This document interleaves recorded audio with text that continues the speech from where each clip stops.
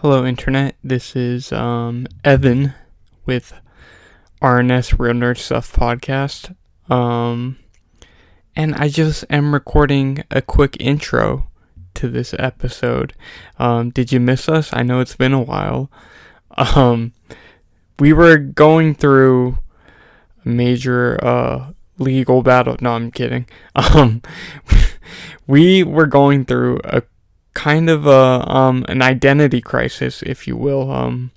We wanted to rebrand our podcast, and this very episode was supposed to be the start of that. And for a myriad of reasons, it didn't work out. So for now, we're sticking with our original brand. I don't know for how long or if permanently, but at least for this episode, that's what you're getting, RNS podcast. We wanted to just record a quick intro, because the actual intro of the episode is kind of irrelevant now. So you're going to be listening to it and you're going to be like, what? I kind of edited it out in a jokey matter. Our new name, and put in a shitty audio with the original name, RNS Podcast. But I'm sure we name drop the new name multiple times throughout the episode. But yeah, we left it in though because it's kind of funny, I guess. So, anyways, we're back. Thank you for listening. And, here's me and Dylan's discussion on Show Me Love, aka Fucking Them All. And enjoy. Please comment, subscribe, like, all of that good stuff. Thanks.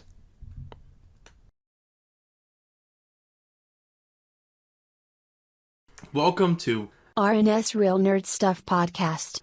Out with the Old Evan. Out with the old. In with the new. In with the new. Who are you?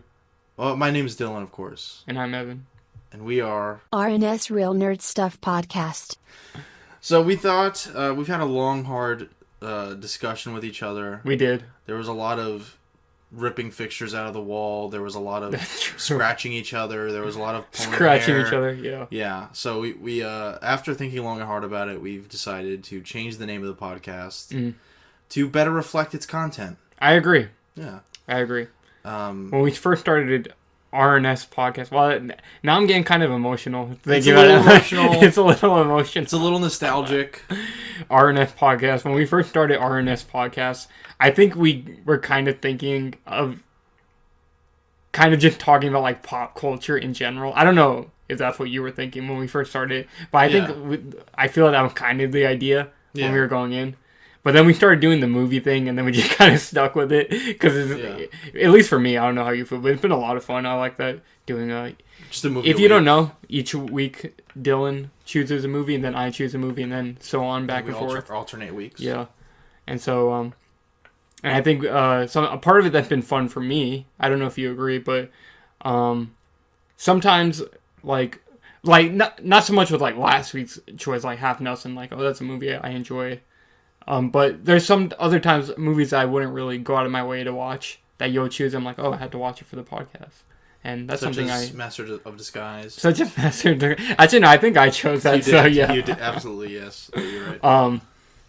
But no, like there's like an older movie like The Iron Giant that I was never really interested too much in watching it. But Dylan, it was your choice. I was like, okay, I gotta watch it, and then I ended up enjoying it a lot. So well, that's wonderful. Yeah, and then And I feel the same exact way. There are, we'll get into this today. For example, this week's movie. This very movie, loved it. Great pick, Evan. You've never really done one that I didn't like. Kids. I'm still really glad that I watched that movie. Even though, do I like that? When I say I like that movie, what does the word like even mean? I don't know. But I'm glad I watched it. You're a better man for it. Yes. This movie actually reminds me of Kids. Yeah, me too. But a little bit, a lot less terrible. Yeah, for sure. In subject matter. Yeah, for sure. But, yeah, we just thought we would be a little more accurate, and also, maybe have a chance to redo the branding in a different way, have a different approach to it. Because, like, how do you brand RNS? What does that look like? I guess a Star Wars font? Yeah. I don't know. Well, we'll be able to talk about it more later, about what we want to do. And maybe we could have something commissioned or That'd be cool. I don't know. I think, I don't want to mention it because obviously I don't know definitively that's what we'll do, but the logo idea that you had mentioned seemed cool to me. I like that. And then I also like the little idea that I added on top of that. I don't know if that's what we'll go with, but it sounded cool. I'm trying to think of a way to incorporate both styles. This isn't very entertaining, probably, because we're not saying what we're going to do. But there's two elements I think we want to use in the logo or in the branding on the banner or whatever. So I guess. And then, of course, we'll have to change those two thumbnails. Yeah, I think. that's true. Well, I mean, we say RNS podcast in every episode, so I don't know. Oh, yeah, but, moving forward, it's... So should we leave the RNS logo in the two episodes that have it? Oh, in the old... Yeah, I was thinking, we don't even have to... I don't think we shouldn't change the title of all our old ones. I think we can just leave it. That's hard. Because it feels like there's like a year's worth of work that we did that's kind of doesn't count, but... I don't know if I agree. I guess it doesn't count. I guess it doesn't matter. Yeah. Because ultimately the same people that watched it, that want to watch, will still watch. Yeah. I don't know. Whatever. But it's going to look like we have two shows. Kind of. It's a transition period. It's a transition period. Yeah. It does slightly bother me that we won't have, like... You know what I mean? Yeah. We won't have, 100 episodes of RNS. It'll be, a different thing. I guess that's true. Even though it'll be exactly the same. Yeah. But with a different title. Anyways... If you know, you know. If you don't know... If you've been following us and because we got most of our subscribers while we've been doing the movie thing. If for some reason that title, just the name of the podcast is like, I don't want to watch any more, well, it should be like, well, you're a fucking idiot. Because that didn't really make any sense. So Dylan, what are we talking? What movie are we talking about this week? Fucking a Mall. Fucking a Mall. As it's known in Will that be the Sweden. That will not be the YouTube title. Of course not. No. But known here, Evan, in the States and everywhere else, in the world. I don't remember. Show Me Love. Show Me Love. There you go. 1998. We do a lot of 90s movies. I like that. Yeah, I was like, I realized. Well, I keep meaning to bring it up, but I never do. But now I'm bringing it up. You keep picking them. We do a lot of 90s movies. Yeah, that's true. Well, I do too. Yeah. That ain't no joke. But and we did talk about this on an episode. I think it was during. I think it might have been Kids. But at that point, I don't think we had done too many 90s movies. Well, I think you said we did 3 in a row or something. Oh, because it was Kids and the. No, I know what you're talking about. It's when we did the cowboy one. Yeah, we did. Yeah. Mm-hmm. We did. It was the same year though it came out. And that's what was mentioned. It wasn't so much the 90s in general. We were like, we did 2 movies from the same year in a row. Oh, yeah. Okay. But yeah, I was thinking about that recently too. About we've done so many 90s movies. I don't know what it is about that era. We're like 90s friends, am I right? Well, we should call it 90s Kids. Oh, that'd be awesome. There's no way that's not taken. But yeah, the 90s, I don't know, it was a good time. It's a good time for film. It's a good time to be born. It reminds me of, I forget who was talking about this. Really make any effort to try and Sorry, I accidentally played. Yeah. That other podcast that we're not going to talk about. But, the 90s, Evan. The 90s. Someone was talking about this recently. I can't remember who, so forgive me for not being able to mention them. But it's like the 80s were very polished blockbusters. The 90s was more a year of experimentation and indie films, Yeah. And it kind of alternates decades a little bit. Was it Quentin Tarantino? No. Oh. I think because he had his thing talking about the 80s or whatever, but... I think it might have been Kevin Smith talking to somebody. Oh. Which, of course, he would say that. But anyways, I think he's right. There's a lot of interesting stuff in 90s cinema. That's true. In 90s cinema, Evan.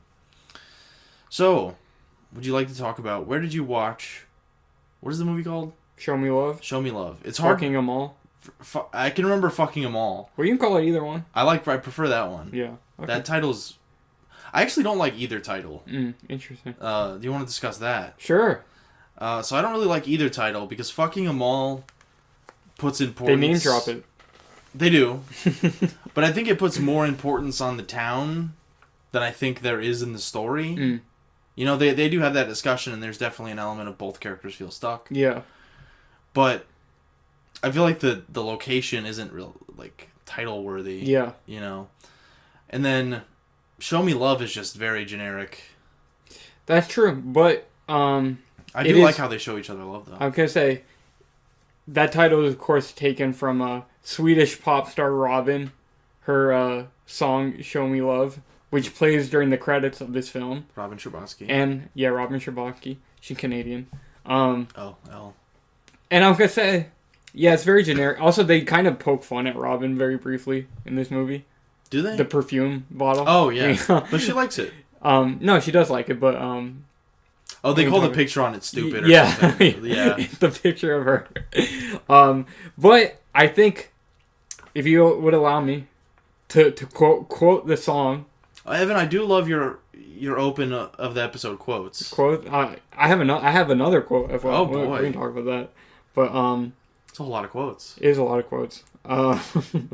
What's the name of the song? Oh, see, we can't remember that title for whatever reason. What, Show Me Love? Yeah. It's such a generic title. But there's a line Excuse me. in the song, a verse, if you will. A stanza, maybe. Ooh. Maybe it's not a verse, maybe it's a haiku, stanza. perhaps. A haiku. In this song. I'm not a music man. I'm not a writer. What do I know?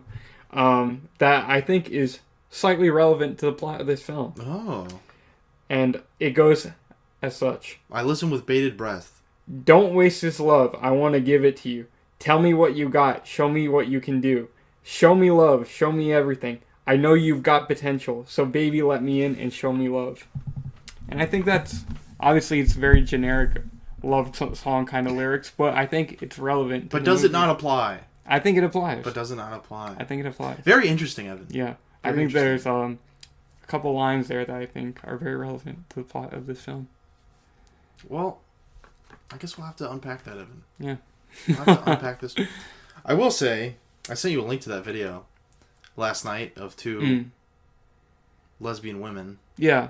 Reviewing the movie. Yeah. They didn't like it. Oh, they didn't like it? They didn't like it. I didn't watch it. I'm sorry.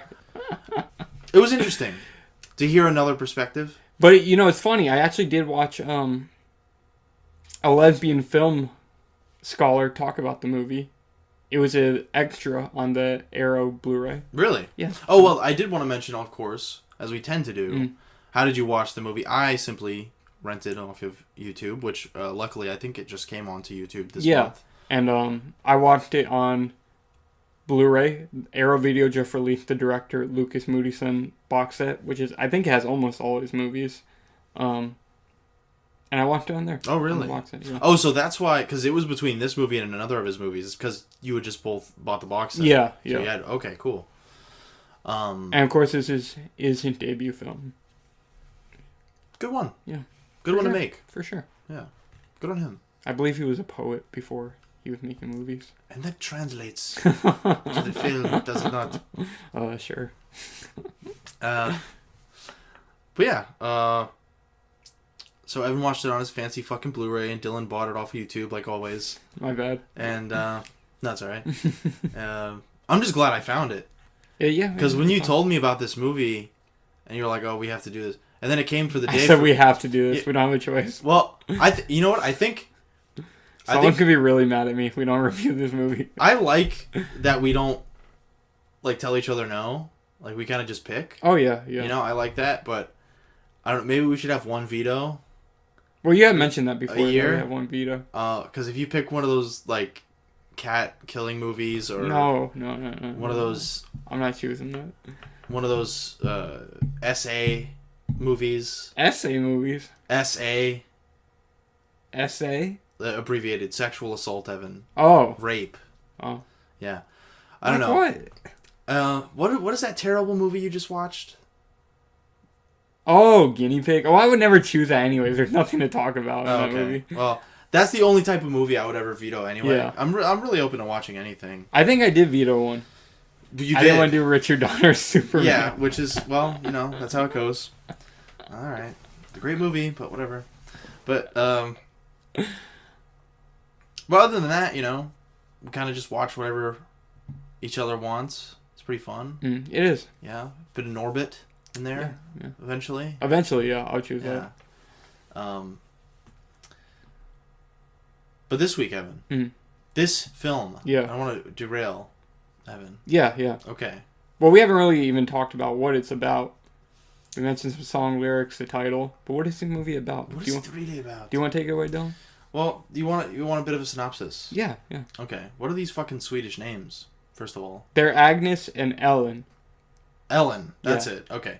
So, Agnes is a typical angsty lesbian child. I guess.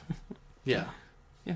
I read a lot of Letterboxd reviews, and a lot of them were like, I was also a lonely lesbian in a small town. Okay, maybe it's too soon to get into this, but yeah, I'll continue. I apologize. Well, I'm just saying. I don't want to keep derailing. It just seems to be a large shared experience.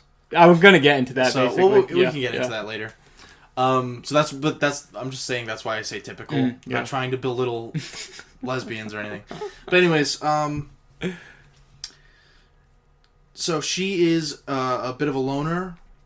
She feels a bit sad. She feels underappreciated, and she feels very horny for Ellen. True. That's true. Who is a kind of a more popular girl that goes to her school. Yeah.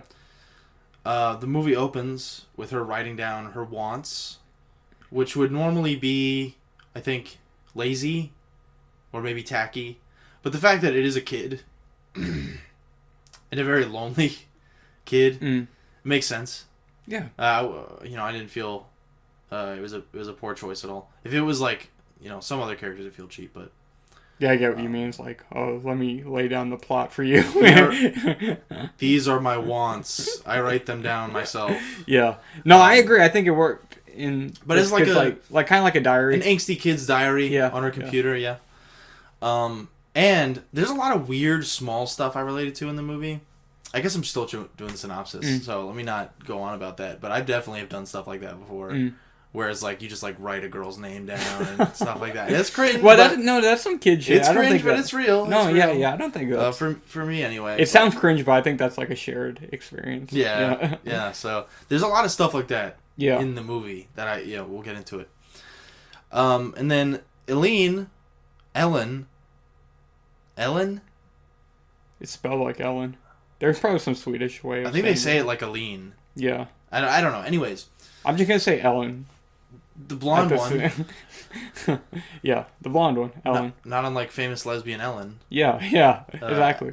Ellen, whatever. So that was a dog whistle. She's more popular. That was a dog whistle.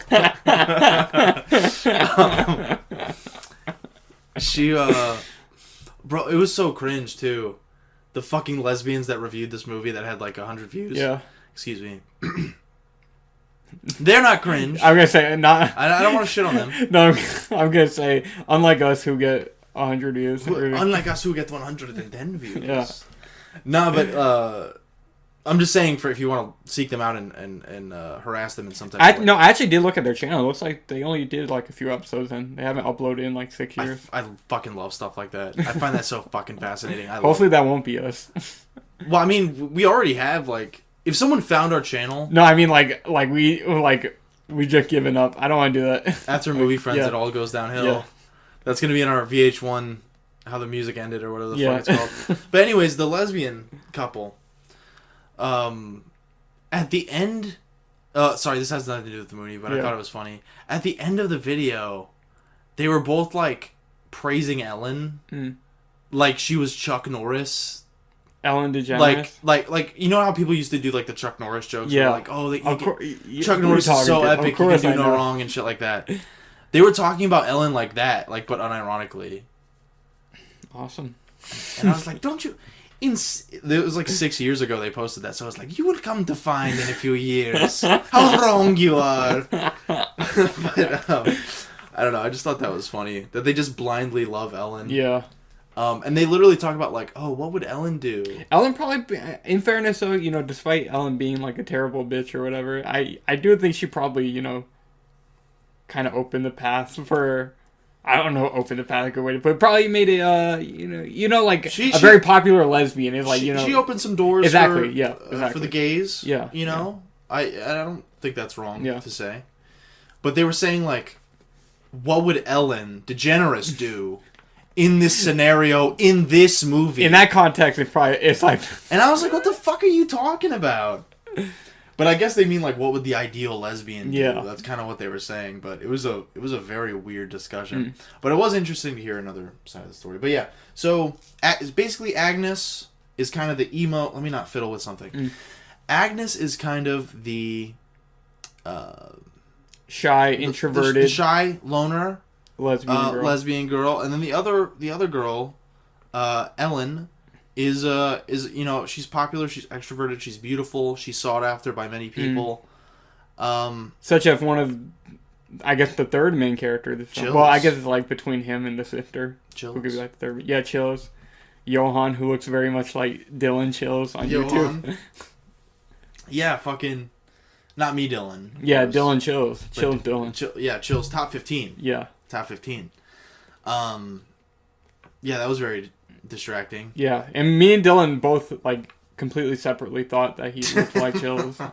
There was a scene in particular where he walks into frame and I started laughing. Yeah, because I was like, damn, and he's built like Chills. Yeah, too. He looks a lot like him. I mean, like Chills. I think Chills is pretty yoked, right? Yeah, and he's pretty like he has big like broad shoulders and shit. They're even built similar. And their hair color is like exactly the same. Yes, yeah. Yes, it was nuts. I was like, damn, I'm so jealous of this lesbian girl that she gets to be hit on by Chills.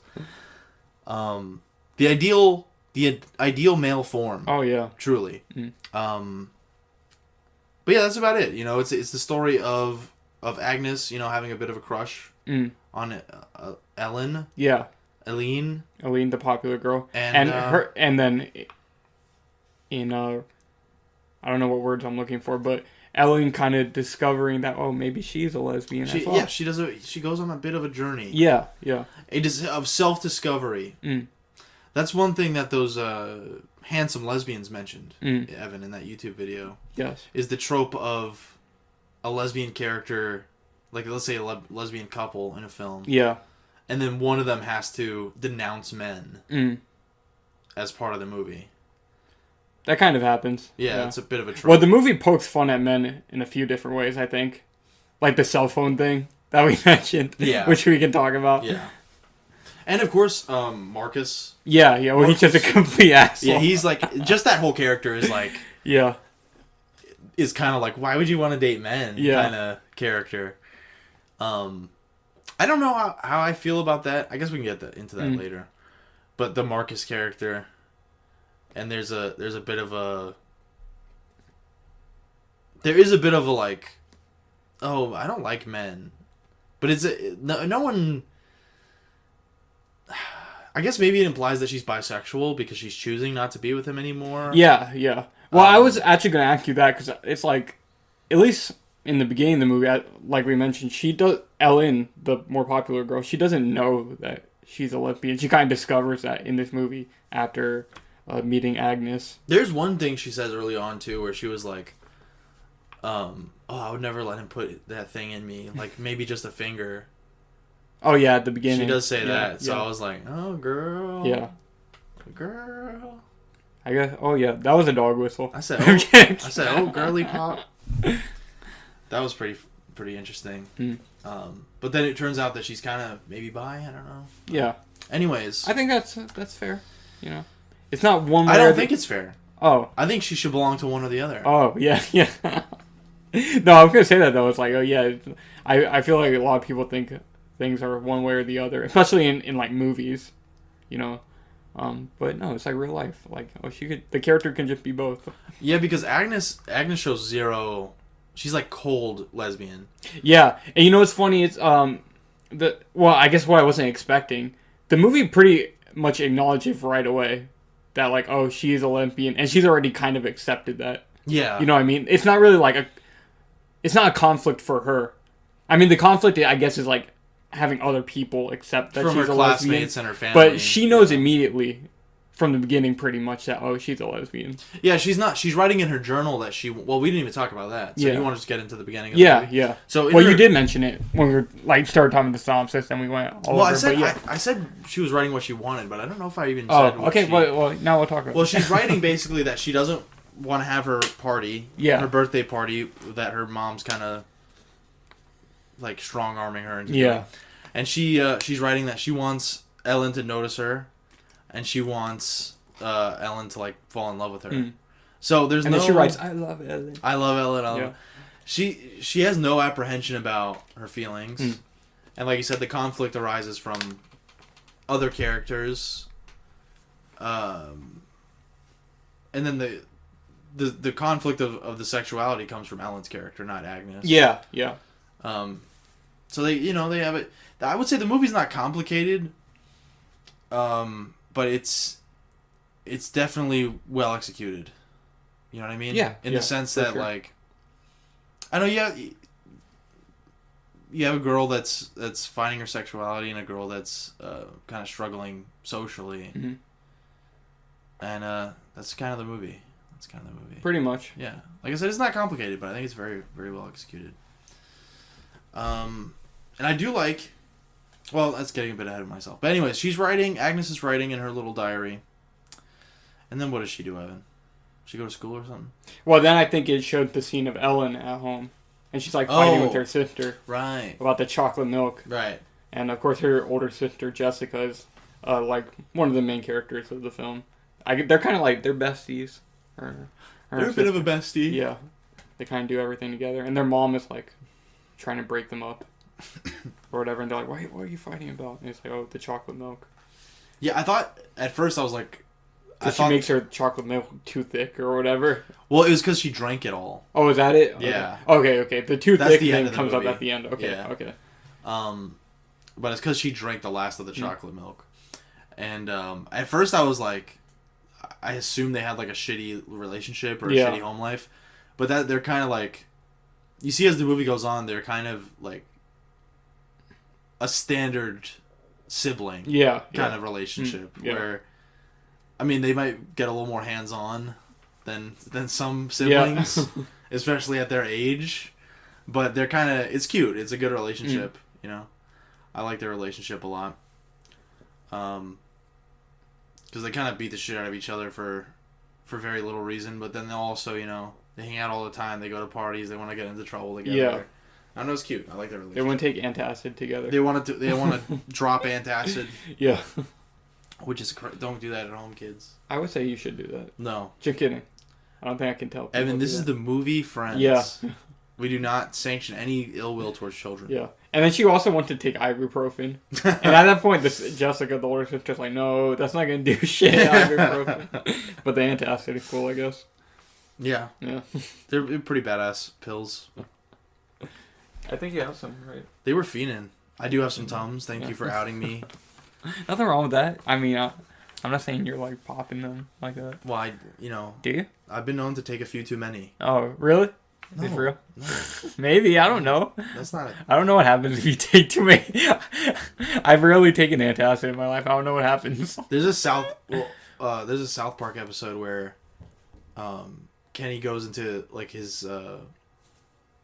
They go into, like, a fancy office. Yeah. And he starts, like, chomping down, like, mints and just, like, shoving them down his throat, like, eating them so fast. Yeah.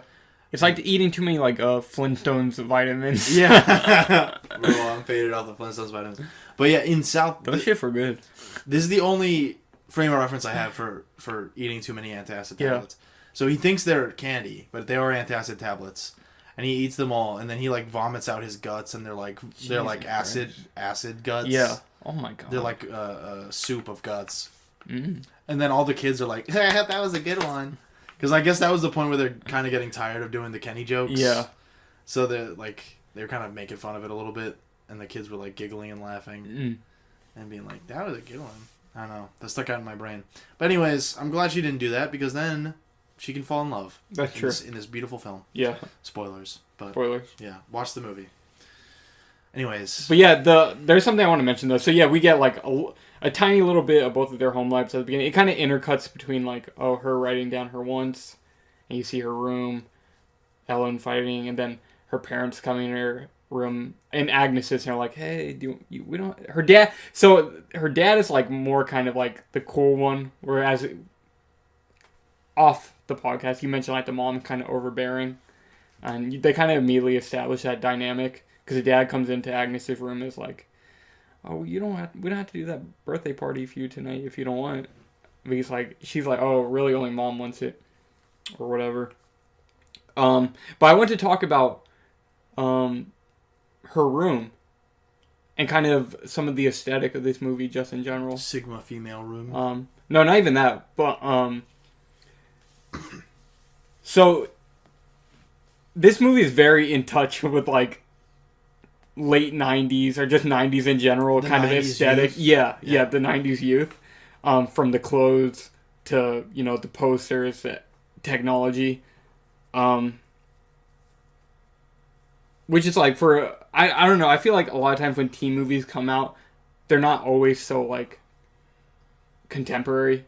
You know what I mean? Like at the time this came out, it was very contemporary. And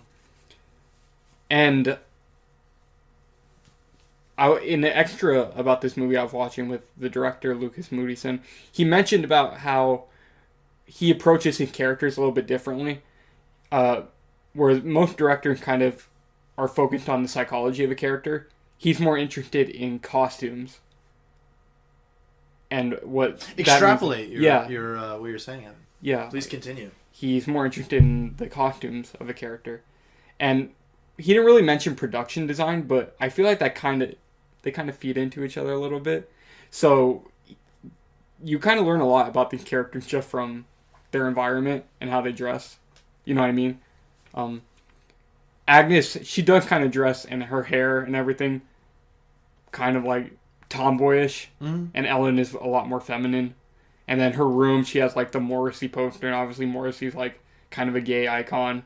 And she has like the book, which comes up later. I think it was like a lesbian writer. Things like that. You know poetry? Yeah, that her dad quotes. Yeah. That was a sweet movie. I just thought that was interesting. And, there's the 90s stuff all over it. And she does have, like, we see in a girl's poster, in a girl's locker, she has like a Leonardo DiCaprio poster. And of course, Leo was like a heartthrob at the time. And in her room, she has like the Romeo and Juliet poster. But that doesn't necessarily mean like, oh, she likes Leo. She wants to be Romeo. Yeah, she wants to, exactly. Yeah. So I just wanted to mention that she's into the like the high romance of it. Yeah, exactly. Yeah, I agree. Yeah, there's I think there's probably a lot of work that went into characterizing the. Well, I can't say that. I was gonna say characterizing the characters of it. Sounds fucking stupid. There's a lot of work that goes into characterizing them. Through their environment, through their clothes. I just thought that was interesting that he said that. He said that he said psychology is overrated, and that something he was more interested in is like costumes. I'm like, oh yeah, I think you really can learn a lot about people or characters just from how they're dressed or their environment. So I don't know. I thought that was interesting. I think people, and it's very apparent in this movie. I think people get very wrapped up in the whole like, oh, the psychology of my character. Yeah. I watch a lot of writing videos, but the thing is, it is a visual medium. Yeah. Half the story is the visuals, and it's interesting you say that because halfway through this movie, I was thinking to myself, I wonder, and I don't think this very often, but I was thinking like, I wonder could I have enjoyed this movie with no subtitles? Oh. I think maybe I could have, because I think you kind of get it. Yeah, I would say so. Yeah. Not that the dialogue's bad or anything. No, I could say, I don't know if I would say like, I wouldn't have gotten the same experience, I would say. No, but I think you could still enjoy the movie. I do agree. Without having the subtitles on. That is true. I think it's funny, I didn't really think about that, but I think you would get the basic gist of what's going on solely from the visual storytelling. Yeah, which is, for a movie that's so low budget and has so few locations, that's pretty impressive. Yeah, it is. And that's not a blockbuster. Right. Yeah. And that's, like I said, I don't even remember the last time I thought that about something. About a movie where I was like, oh, I wonder, that's something people talk about a lot, but I never really feel it. But I felt it with this one. I was like, huh. And there's one or two moments that made me cry, Evan. Oh. That made me cry a bit, if you don't mind me saying. No. And I think it was one of those times where I was like, I feel like that cry didn't come from the dialogue. I feel like that was a visually. There is one moment I thought was really nice, and that's no dialogue whatsoever. The dream sequence later. Yeah, silent moment. That was great. Yeah. That was a great dream moment. Yeah. I feel like... I have a fun fact about that moment as well. Do you? Yeah. But we can talk about it when we get to a little bit later, if you want. Yeah, I do. Do you want to save talking about it for later? Yeah, sure. Okay. Sure. But I agree. Great scene. So... The movie. The movie, friends. Yeah, but yeah, since you kind of get the intercutting at the beginning between their two houses, I thought I just their mention. Home life. Yeah, I thought I would just mention the their environments. Yeah, it's the first kind of gives you a bit of a contrast. Between them. For sure. Yes. And I think her room, also Ellen's room in general too, is like kind of more the typical female. You know what I mean? Yeah. Like you can tell Agnes is kind of edgy, if you will.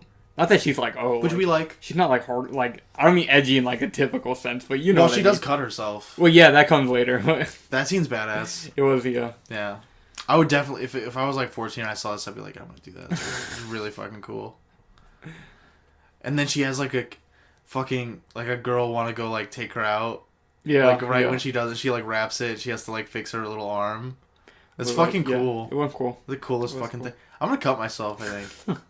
That's really cool. You can't say that. Anyways, what will it do? Get us demonetized? Yeah. But yeah, so we get a nice introduction to their home lives. Yeah. Evan. And then what do we see now? What happens after that? Some stuff. Some cool stuff? Yeah. They go to school? Yeah, they go to school. Like, you see her eating with her family or whatever. Agnes, that is. And they mentioned the party some more. She has a little brother. And then they both go to school. And, of course, as we mentioned just with the synopsis, it's like, yeah, Ellen's very popular. Agnes, not so much. She has, like, a single friend, which is the young female in the wheelchair. Who, it's a very interesting character. He is an interesting character. It's I don't even really. I'm not entirely sure what to make of that character. I think Evan, between us, we'll be able to make sense of that. Yeah, she is an interesting character. But yeah, they do introduce her there. And you see both of them are kind of bullied a little bit. It's nothing hardcore, but like they're losers. Yeah. Agnes and the wheelchair girl. She gives her an invitation to her party. So that character. We'll get into it. Like, I don't want to jump ahead, but it deeply disturbed me. Yeah. What happens with this character throughout this story. Because at first, I don't know. Like I see, I can relate to Agnes. I think quite a lot. She is literally me. In some ways, and I thought, and it's like, of course, like, I don't mean this in a mean way, but it's like, given. High school, and that's like, the loser girl, her one friend is the girl, her wheelchair friend. Yeah, is that the girl probably nobody wants to hang out with, the like, disabled girl. It's like Malcolm in the Middle. Yeah, like they're the losers. Yeah, exactly. But the fact that I was like, at least she has one friend. Yeah. And like you mentioned this to me last night, you were like, she was so excited that she got the invitation. Yeah. Anyway, the wheelchair girl, and then I think she hands it. Does she only hand them out to her and like a couple other people? And I think they're kind of hesitant. Well, yeah, no one wants to go. Yeah, of course. And then we see her watching Ellen, who comes in, and I think she's mentioning the party she wants to go to. Well, she's another guy's party. Her and the sister are talking about going. Yeah, and I think she doesn't want to go, or is that later? I can't remember. Ellen doesn't want to go to that party. Yeah, she didn't want to go. Yeah. I don't remember why. Because it's lame. Because it is lame, yeah. Yeah, and she wanted to go to a rave. Right. Okay, until they find out raves are out now. Yeah. Tell them to go to Momo 2024. Yeah. You know? But yeah, raves, what a thing. Yeah, she said raves are out. According to Teen Magazine. More CGF and Rave GF. Yeah. I ship it. Me too. I ship it. So what are they doing? They're in the lunchroom. They're talking about the part. She gets bullied a little bit. How does Aline get a invitation to the party? How does she get? Well, I think the one girl who's like kind of bullying her and. She mentions it. Ellen, because they're talking about the other part, and they say, "Oh, we can go to Agnes' party." She says it as like a joke, I think. Yeah. At the table. It was like the bitch one. Later. Yeah. Yeah, like the really bitch one. Yeah, who comes back later at the end. Ellen's friend. Yeah, and she gets fucking owned. She doesn't get owned, doesn't she? So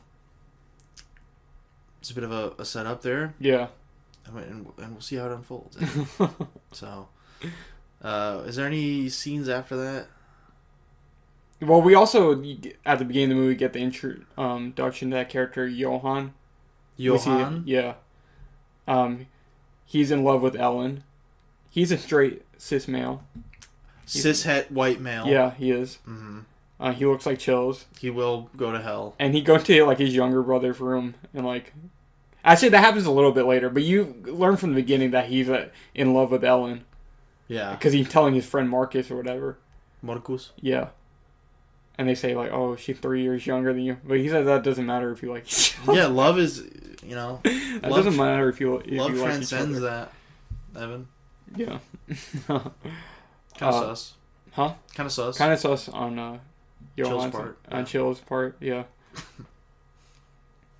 I don't know. Where are we going? Well, yeah, so he's like a motorcycle guy. Yeah. He has a bit of a motorcycle. He's 17. He's 17. He looks like Chills. His name is Johan. And the other... So Agnes and Ellen are both 14. Or either that or Agnes should turn 15. Yeah. On her birthday. So either she just turned 14 or 15. But basically, they're younger. Yeah. Than, yeah. Johan. The super senior and the freshman. Yeah. You know? And then what other cool things happen? After the lunchroom, they go back for the party? Well, you get... Does anything else happen at school? Yeah, in class, she's like writing down Ellen's name. Ah, yes, classic. Yeah, in her notebook. Done that before. And her friend, the girl in the wheelchair, I feel bad calling her that, but I can't remember her name. I don't know her name either. She looks over and sees her writing the name. You know, it's very subtly done. You see her kind of briefly look at her notebook. So she has an idea. I would kind of wonder if she knew prior to that she is a lesbian. Because that becomes a thing with, like, that character knowing that she's a lesbian. But I did wonder if she knew before that or not. They don't really tell you. But it's certainly possible. But yeah, she sees her writing down the name. And then I think Anna kind of notices her and scratches it out. Nobody else can read that. And yeah, then we kind of get later like a flash forward to the party.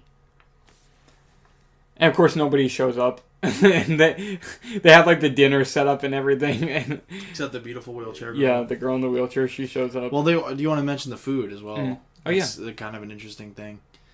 It's the only time in the movie I think they mention that Agnes is a vegetarian. Yeah, she is. And she's a Morrissey fan, so... And she said, she might be your dream... And she's a lesbian, so she's probably your dream girl, I guess, right? Pink Triangle. Yeah. Oh, I'm going to try and find a MIDI of Pink Triangle. That'd be funny. For the episode. That would be funny. But yeah, she mentions to her mom, because of course, as we mentioned, she doesn't really want to do the party. Yeah. Because, you know, she's kind of friendless. It's embarrassing. And her mom was like, oh, well, I'm making... First of all, who makes fucking, like... What does she make? Roast beef. Roast beef. Who the fuck makes roast beef for a birthday party? Swedish people. For a teenage girl's birthday party. Swedish people. Well, based on Agnes' reaction, I don't think so. Yeah. But yeah, she she was like, "Oh yeah, your daughter's birthday party. It was your vegetarian's daughter's birthday party. And you make fucking beef stew or whatever." I thought, I don't know, it's not, like I said, it's not like too deep or anything, but it just further shows how her mom's kind of out of touch with her. And for sure. She's maybe trying to, like, be, like, put out an image of, like, oh, we're throwing, like, a nice little party. Yeah. For the thing.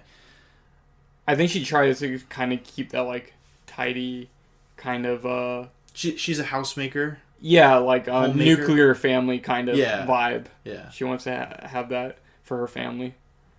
Which Agnes is, of course, kind of opposed to. Very opposed to. Yeah. I don't... Oh, yeah, it is Ellen that says it later, where she's like, that's bullshit. Yeah. Like, about that kind of thing. But I don't think Agnes disagrees. Oh, no. As well. But yeah, so... This is part one of the terrible fate of the wheelchair girl. Yeah. So she does come. She does come. She comes to the party. Only one comes to the party. Yeah. And I thought to myself when this happened, Evan, I thought to myself, how nice. It was nice. I thought how nice that she does have a friend in this terrible world. And so the wheelchair girl, she comes in. They don't show how they get her in the house because there's no ramp. I think she said the dad was going to help her. Yeah, they do say that. But they don't show it. Yeah. They do not show it. But yeah, she gets into the house. Visual storytelling. Yeah, they do kind of just cut. They said like... Yeah. So I guess that's one thing. You wouldn't know how... If you didn't have the dialogue, you have no fucking idea how she got it. Yeah, because you can't, like...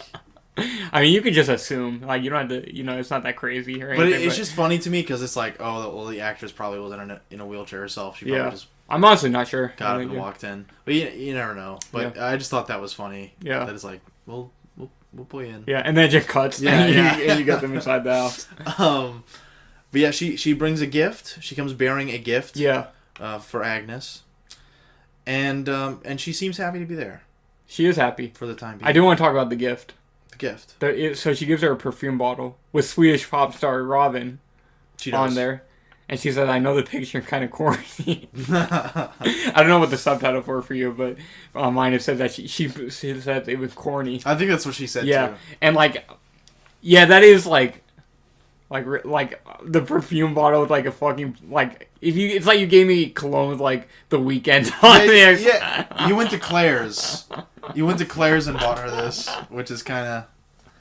And plus, it's, like, it's obviously... It winds up being kind of cute later. Yeah. Because Ellen is into it, and she likes it. But it's, like, it's such a...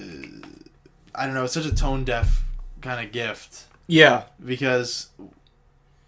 I don't know, it's like... Has she been in her room before? I guess. But it's...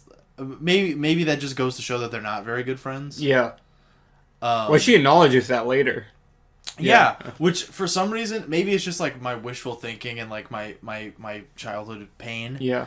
But I was like, oh, well, I hope they're good friends. Like, I think that's why it hurt so bad, this scene, which we're about to get... We're about to get into. It gets crazy. It gets nuts. But... there was part of me when I first saw them together, I was like, oh, at least she has one friend. Yeah. And it's like, oh, it's nice that they're friends and I don't have to feel bad. Yeah. For these two characters. I think that's kind of real, though, because, like, I don't know. I feel like, at least I definitely have been in situations. It's kind of embarrassing, but I've definitely been in a situation where it's like, you made friends out of necessity. Yeah, exactly. Where it's like, this is not someone I would in general be friends with or even really have much in common with. But it's like, we're both the people who have nobody else. So it's like, you know what I mean? Like certain classes and whatnot. You know what I mean? That's why I was alone a lot in school. And I think it's because I was very against doing that. Yeah. So that maybe I definitely have done that. Yeah. Maybe that's also why I didn't assume they were in that situation. Yeah. And it's always the friends that's like you only talk to in that class. Yeah. And it's like nowhere. Yeah. I don't know why, but I refuse to do that. Yeah. I don't like that. No, that's understandable. I don't know. It's different with like if you have like coworkers or if you whatever. But for me in school, it felt different. I was like, I don't want to But I think sometimes it's like, oh, especially in classes where like, oh, you always need a partner or something like that for something. It's like that's you kind of have to.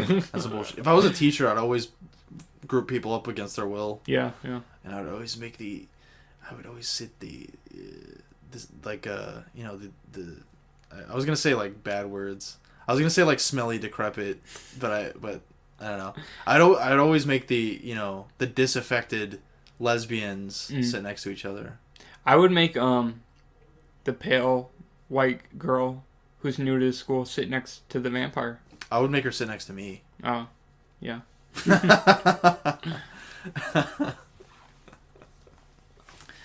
But yeah, so back to the scene, this crazy scene, the birthday scene, as it were. So,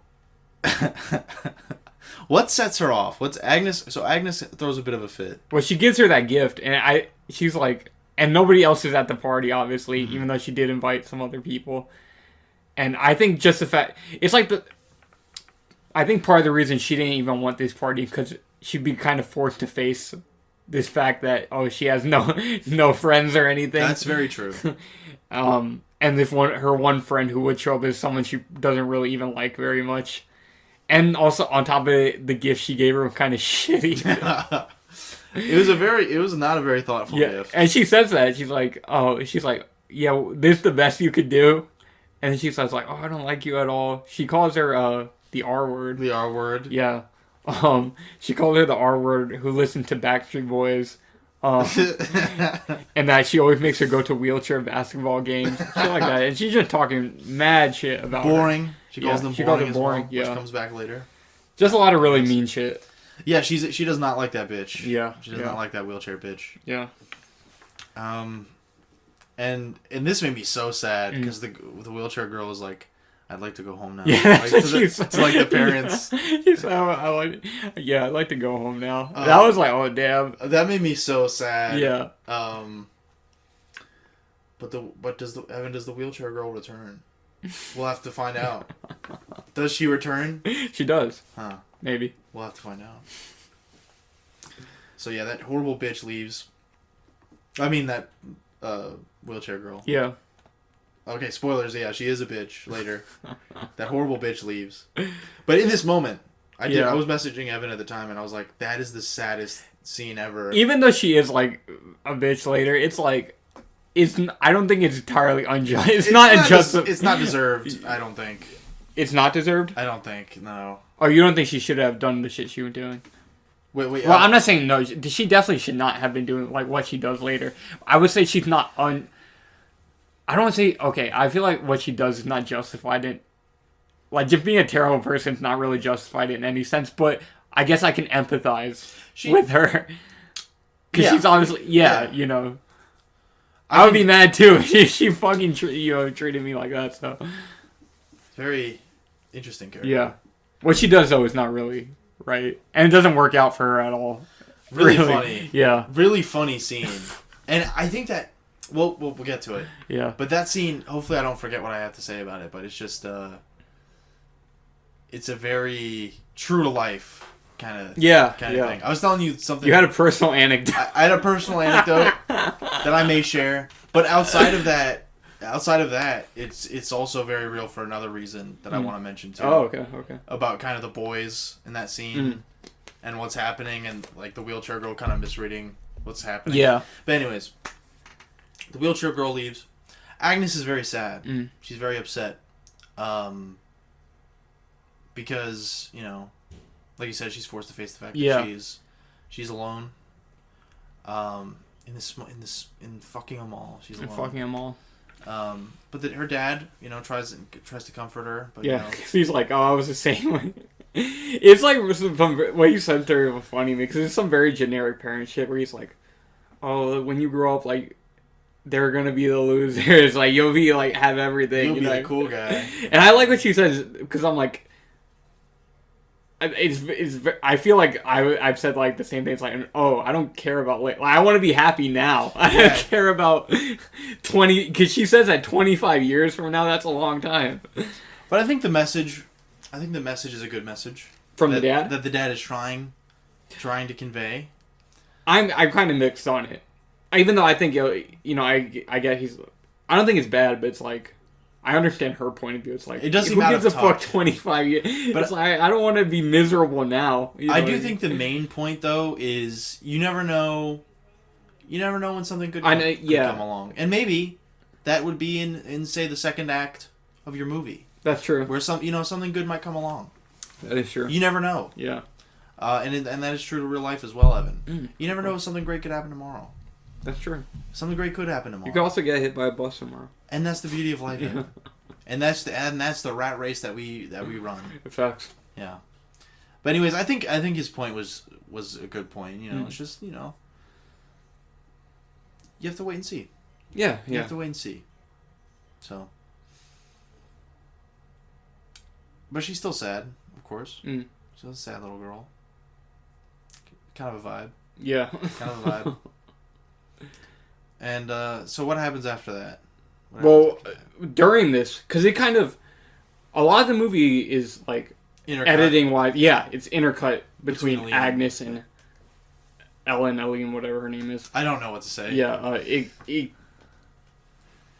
that kind of... it has kind of a rhythm to it. Yeah. Where it's like a little bit of Agnes and a little bit of Ellen, a little bit of Agnes, and there's also kind of a shift where it's like I feel like the beginning kind of focuses more on Agnes and the second half kind of focuses more on Ellen. Yeah. You agree? I do agree. Yeah. Well, because it makes sense, right? Yeah, they both kind of have character arcs that happen within because they affect each half of the movie in that way. Because obviously Agnes's thing is she's lonely, and she loves Ellen. She wants Ellen to love her. Yeah. And then she kind of gets that. She kind of we're spoiling. Not spoiling. Who cares? Yeah. It's just the movie. Yeah. But yeah, she kind of all that gets set into motion, and then it's kind of in Ellen's court. Yeah, exactly. To carry the rest of the movie. Yeah. But they still they both have stuff to do in each half. But. Yeah. But it's funny. I didn't even think about that till now. That the movie does kind of have a rhythm to it in that way. Yeah. Yeah. But anyways. It's a bit of a tennis match. Yeah. Well, he was he was a poet. And there's probably rhythm in poetry, right? Yeah. Probably. I don't know. Sure. Would you say this movie is like a poem? Well, there's no poets in the audience, so I'm gonna say yes. Oh yeah. Yeah. Yeah. Well, what do they know? You're all stupid. Yeah. Joking. Just kidding. You're our movie friends. Yeah, you're our movie friends. Is that like a step too far, or is that just us? Or are they movie friends too? I guess this is it's open to interpretation. This is a discussion we'll have to have behind the camera. Yeah, it's open to interpretation. Or off the camera. But yeah, very cool lesbian girls. Yeah, and so while all of that's happening, Ellen's like, her mom is like, yeah, you two can't go out or whatever, you're grounded because of the fighting at the beginning of the movie. Well, no, it was because she had her butt out in the elevator. Oh, that was why. Yeah, they're in the changing room. No, it's not the changing room, it's the elevator. Was it the elevator? That's why she was mad. Oh, but they were using the elevator as like a changing room. Yeah. So it's very, I don't know how the fuck he came up with this. Yeah. But basically, they don't have like a full body mirror in their apartment. They only have one in the elevator. So they open the elevator and keep the door propped open and use that mirror in the elevator. That was exactly it. And then the mom catches her with no pants on. Yeah. Like doing that in the elevator, and she's like, "You're grounded." Yeah, because his sister forgot to bring her the skirt or whatever. Right. Yeah. And her mom, like, it's such a weird thing, very weird. Yeah. I guess it's kind of funny though, so it's not like a problem, but very weird. It is. I guess that's some kid shit. I guess. Maybe. I think it's like some poor people shit. Yeah. To be honest, but it's like, why are you grounded for that? I don't know. It's funny you mentioned that though, poor people. Yeah. I do think. Again, talking about like the environments and whatnot, I think Agnes is more well off than. Yeah. Yeah. Well, she had both her parents. I was gonna say, Ellen only has her single mother. Yeah. That's certainly an aspect of the movie. I would say, you're right. So, and then Agnes' family has like a 2-story house and they have an apartment. Yeah. Etc. and so forth. For sure. Good catch. I like when the mom brings them snacks. She did bring them snacks, right? That was Even nice. though they were grounded. That was nice. But yeah, they're grounded for that kind of a stupid reason, but it's whatever. Very weird. Yeah. Very weird part. But I also think it's like, because the mom knows about like the party or whatever. Yeah. Or at least raves. No, she knows about raves too, because she mentions Ellen mentioning raves. Yeah, and then what's the sister's name? Jennifer or something? Jessica. Jessica? Yeah. Yeah, Jessica is like, Mom, it's not really a rave. She just calls them that. Yeah, Please. exactly. That was like, that was another line of dialogue that was like, that's so real. Yeah. Like, no, it's not really that. They just call it that. Like, that's so real to like a kid thing. Yeah. And, yeah, so they want to go out, but they're grounded. So again, it's kind of another like kind of a complete opposite of Agnes, where it's like she kind of wants to stay in. She doesn't want anyone to come to her house. Yeah, she like actively Agnes like doesn't want a party. Yeah, and then they're like they're searching for a party. They're looking for a move. Yeah, but they don't want to go to that one guy's party. Yeah. And then raves are out because of the magazine. I thought that was really funny too. That because that's like, I feel like that's so 92, like that kind of like girl magazine kind of thing. I forgot what they called it. There was one. There's one called 17. That's what I was thinking. Yeah. Like, I was thinking like, what's the one when we were kids? But yeah, it's like some 17 magazine thing. And they're like, no, raves are out. And they look at the magazine. They look and it literally shows. It says in, out, out raves. I thought that was funny, and it's like, I don't know. That's all like, even though it's so stupid and ridiculous, I feel like that's very real for the time. You know what I mean? That would definitely be in like a teen girl magazine back then, where it's like, these things are in, these things are out. Yeah. And it's funny how they tied that in with a mall at the town they live in. And it's like, by the time anything gets here, it's like they're in general. It's not a popular thing anymore. Yeah, like they it's implied that they just started doing raves there. Yeah. Yeah, so. It kind of reminded me of, like, Napoleon Dynamite. Because Napoleon Dynamite kind of takes place in, like, the middle of nowhere, Idaho. And in the movie, it's, like, a lot of the they have, like, dressed like they're in the 80s in the music they listen to. Yeah. But it's set, like, when it came out, like, 2006 or whatever. And they never acknowledge it in the way they do in this. But it's, like, they live in the middle of fucking nowhere. You know what I mean? So it's, like, trends are, like... Yeah, it's kind of like... They're kind of late to catch up, or... Either late to catch up or late to get rid of. Yeah. You know what I mean? Yeah, like things either stick around or take too exactly, long to get yeah. there. Because there's just nothing to fill the gaps. Yeah. Yeah, that is really funny. Some small town shit. I wonder if it's still like that. In the U.S. at least. I wonder if you like going them. There's definitely still places. Like if you go to the middle of nowhere, Georgia. I'm sure there are some places that are still like that in America, but I usually, when I hear about that, it's like foreign countries. Yeah. That are like... I feel like with the internet and cell phones and everything, that kind of helped get rid of that. Yeah. You know what I mean? Like even, like crazy hicks that used to be like 2 decades behind have like a smartphone now. Yeah. So. But at least in 2006 when Napoleon Dynamite came out, I think it was probably... Yeah. I think that's probably still a thing. Like in some places. I don't know. I just wanted to mention that because it made me think of Napoleon Dynamite. And like you're saying, it's about the costume. Yeah. Again, Napoleon Dynamite, similar approach. Huh? You never know. Cool. Funny. You never know what you might find when you have some movie friends. Yeah. True. Yeah.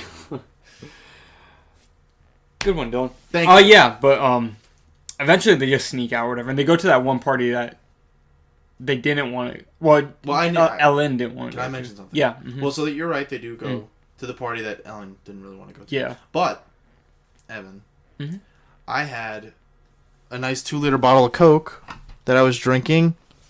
Oh, Aline was drinking. Yeah, I was like, she was drinking that with the antacids. I was like, that's like eating Mentos and fucking drinking Coke. I'm like, that's that's gonna kill you. It's like drinking.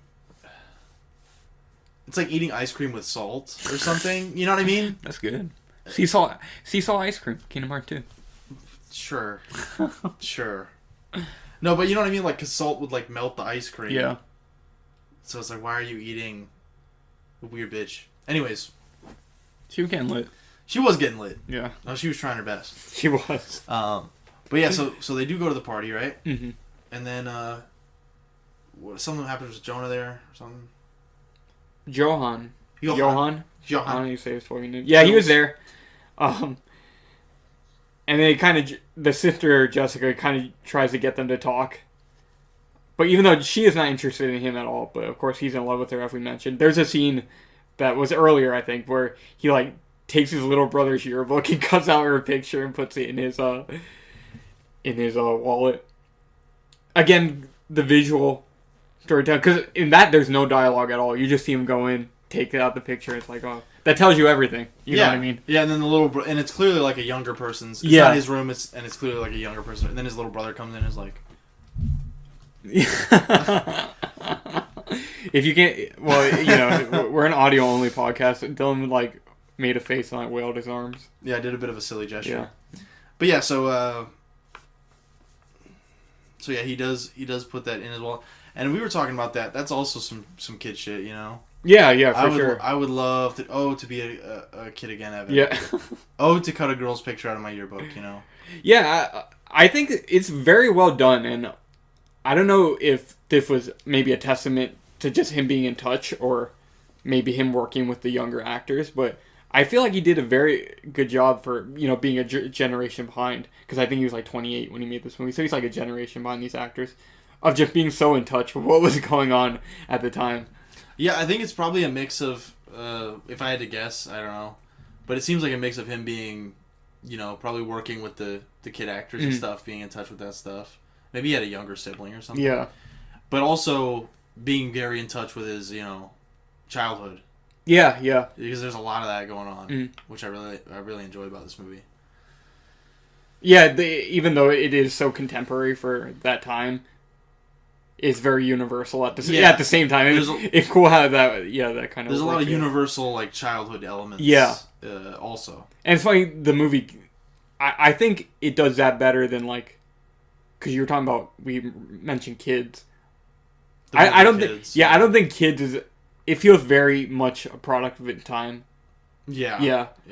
There's not a whole lot of like, oh, like that's so. Like, yeah, you know what I mean. That's so me when I was a kid. That's exactly. There's none of that in Kids. Yeah. If there is some of that in Kids, turn yourself into the police. But this movie does so. Well done. Yeah. That was one of my favorite aspects. The way you meant to do both of the movie. Get you a man who can do both. Lukas Moodysson. Get you a man who can make you a funny lesbian movie. Exactly. Yeah. And yeah, you mentioned the letter. See, who cares? I'm like, I feel like we keep derailing, but who cares? You mentioned the Letterboxd reviews, how a lot of girls were like, "Oh, was me when I was a younger lesbian." Yeah. So that kind of speaks to that as well. A lot of girls really, really related to Agnes. So yeah, that's something I didn't even think about now. It's like, it is so contemporary, but at the same time so universal. Cool. I feel like that's must be a really hard line to walk. Yeah. You know what I mean? Yeah. Yeah, for sure. Because I feel like that might also come from, like, he was like, oh, the psychology I'm not really interested in. Maybe it's because he had that down. Like, he knew, like, all right, these are what kids do. Yeah. These are how kids act. But I want to focus on making everything else look and feel like, like the time. And in that video I mentioned, I was watching like the interview that was on the Blu-ray. He said that the movie was somewhat semi-autobiographical. And obviously, well, he's not a teenage lesbian, but the universal themes, I think that probably was part of it. Yeah, of course. So. Well, I mean, because we already talked about, there's a few things. I'm sure you can relate to beating your sibling and stuff like that, right? There's a lot of stuff that's very... No, there were moments... Yeah, obviously, I'm not a lesbian, but I did relate to Agnes at parts of it. Yeah, me too. Yeah, of course. She's literally me. Yeah. As you we both have Morrissey posters in my room. We both... In my room. We share a room. No. We share a room. We both have Morrissey posters in our rooms. You know what made me sad? Oh, what? I looked up the actress, which... Oh, she retired. I could never know how to pronounce her name. Yeah. But she did retire, but it's like, I never see that on Google. Because I Googled her name. Or maybe I Googled who played Agnes, and what is it? What is the fucking movie? Show Me Love. Show Me Love. Fucking them all. Who played Agnes? Actually, I did Google Fucking Them All. Yeah. Because I was like, I don't know the name. But the first thing it said on Google, you know how it pushes that top picture result on when you Google something, and it said retired Swedish actress. Oh yeah. And I was like, how often does it say retired? Like that makes me sad. Gene Hackman. Is he? Look him up. It'll say retired. Really? He is. Yeah, Gene Hackman. Does it say it? Yeah, Gene Hackman's been retired for like 15 years or some shit. All right, I'm gonna Google who is Gene Hackman, and if it doesn't say retired American actor, I'm gonna be mad. Okay, let's see. Who? You're getting this in real time. Gene Hackman. Movie Friends listeners. Movie Friends. Yeah, it says American actor. Well, look at his Wikipedia. Click on Wikipedia. That wasn't my point, Evan. Click on Wikipedia. That wasn't my fucking point. Well, you know what? Because it's the first thing that comes They're up. They're both retired actors. She is the most retired actor. She is the most retired. She did this single film and nothing else. No, she did. I'm joking. No, yeah, I'm pretty sure she did something like that. I actually watched all her movies last night. Oh, really? No. I thought it'd be like, I'm pretty sure there's some that are like impossible. There's no way you can't find it. Yeah, exactly. Like just like a TV Swedish movie. It's like there's no way. They call me the media hunter. Yeah, that's my new side project. I would watch. I would watch. It's me, the media hunter. I would watch with my Indiana That's probably Jones taken. Yeah, you're right. But yeah, we were mentioning the party. And I think this also seemed where, okay, of course the cell phones, again, that's a big part of it as well, the movie. The cell phones, more specifically with the guys. I think the guys are more upset with, like, the cell phones. And there's Johan... Well, they didn't come out in pink yet. Oh, no, they didn't come out in pink yet. And we also get that scene where they talk about the cell phones, too, which is, like, towards the end. But Johan's at the party. Marcus, who is Jessica's boyfriend. Marcus. They're looking at their cell phones, and me and you both thought the same thing until I read later. This is not what's happening. They're both looking at their phones, and they're like, wow, yours is like so much. Yours is smaller and thinner, or whatever. Like, you're so small and thin. Yeah, I thought they were looking at each other dick pics, but I come to find out they were talking about the cell phones. But obviously, it's like a penis euphemism. Yeah, yeah, like comparing. Yeah, comparing. But it's funny because I didn't realize that it wasn't their cocks until we talked about it later. Yeah. Because I was like, okay, well, I guess this is what they're doing. Yeah. I guess maybe it's like, I don't know, Europe is a little more lax with showing each other your cocks. Maybe that's more normal there, and I kind of just forgot about it. And then it made me realize later, I don't think the cell phones have screens in this movie. Yeah, which kind of makes sense, I guess. But they don't show you the screen. They're not like the 80s bricks. They're like the 80s bricks, except small. Yeah. Yeah, weird. I don't know if I ever saw a cell phone that didn't have a face. Yeah. In person. Weird. But anyways, so they compare their cocks. They do. And, yeah, it's a bit of a party. Yeah. And, well, do you want to talk about that, though? What? Johan and Marcus comparing their cell phone sizes. Who has the bigger one? The penis euphemism. Who has the bigger one? I don't remember. Well, I feel like that would be important if we're going to talk about it. Oh, yeah, I thought just comparing it in general. Because like we talked about, the movie does like poke fun at men a lot. Kind of shits on them a little bit. And you know what's funny? I read that Lukas Moodysson, the director, apparently he identifies as a radical feminist. So, and you know, I'm not that surprised after. Me either. Yeah. I'm not surprised at all. Yeah. I wouldn't call myself that, but I could be convinced. Yeah. No. By a beautiful girl who wants to hit me up. I think he's very in touch with the feminine. He to quote Christian once again. Yeah. He loves the women's. Yeah. Oh, he loves. Well, if you watch this movie, you didn't know a dude made it. Would you think it was made by a female? Yeah, maybe. No. Just curious. But I don't know. Usually, women directors aren't really that smart or like talented. So I don't know if I would assume that. Yeah. No, but anyways, I thought I would bring that up. Yeah, no, but I think I maybe would have, because there's a really interesting moment that I think touches on the male gaze, if you will, Evan. Mm-hmm. If you will. If I will, yes. Yeah. Will you? I will. There's a moment that I think that touches on the male gaze in a pretty interesting way. which we'll get back to. Oh, okay. But, and I don't know that a female director would have included that in quite the same way. Mm. I think it's kind of like a male perspective on the male gaze, I guess. Mm-hmm. But other than that, yeah, it's and also there's no, they aren't really sexualized or glamorized or fetishized. You know, the two female leads. No. I have a fun fact about that though. Do you? Oh yeah, I mentioned that about the dream. So we'll talk about it. Oh, yeah. the dream. Yeah. Very well. Yeah. Very well. The producer said, "You gotta make him scissor. You have to make him scissor on camera." You're not that far off. So Did that sound like Alex Jones? Kind of. Thank you. I mean, I didn't think it until you said it, but after you said that, I was like, yeah. Thank you.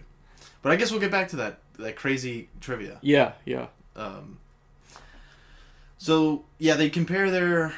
I guess. What is that? What you're getting at is that there's like stupid guys comparing their dick size, kind of thing. Yeah.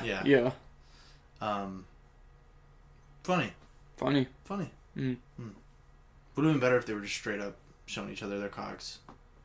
I agree. Like not even like a euphemism, not like pictures on the cell phone, like pulling their pants open, being at the party. Yeah, for They're sure. They're just like, yeah, man, like mine's skinny. Yeah. That'd be cool. Maybe there's something there about like repressed homo shit. I don't know. Because they kind of like, they make fun of Agnes for being a lesbian, and I don't know. I'm just kind of reaching here, but well, I think if there's anything that sticks out to me, like the first thing that sticks out to me is like, it's just like they're like just dude bros. Yeah, and they're fucking stupid. Yeah, and maybe I'm reading too much into it. That's kind of all I see, but I think there may be a little something extra.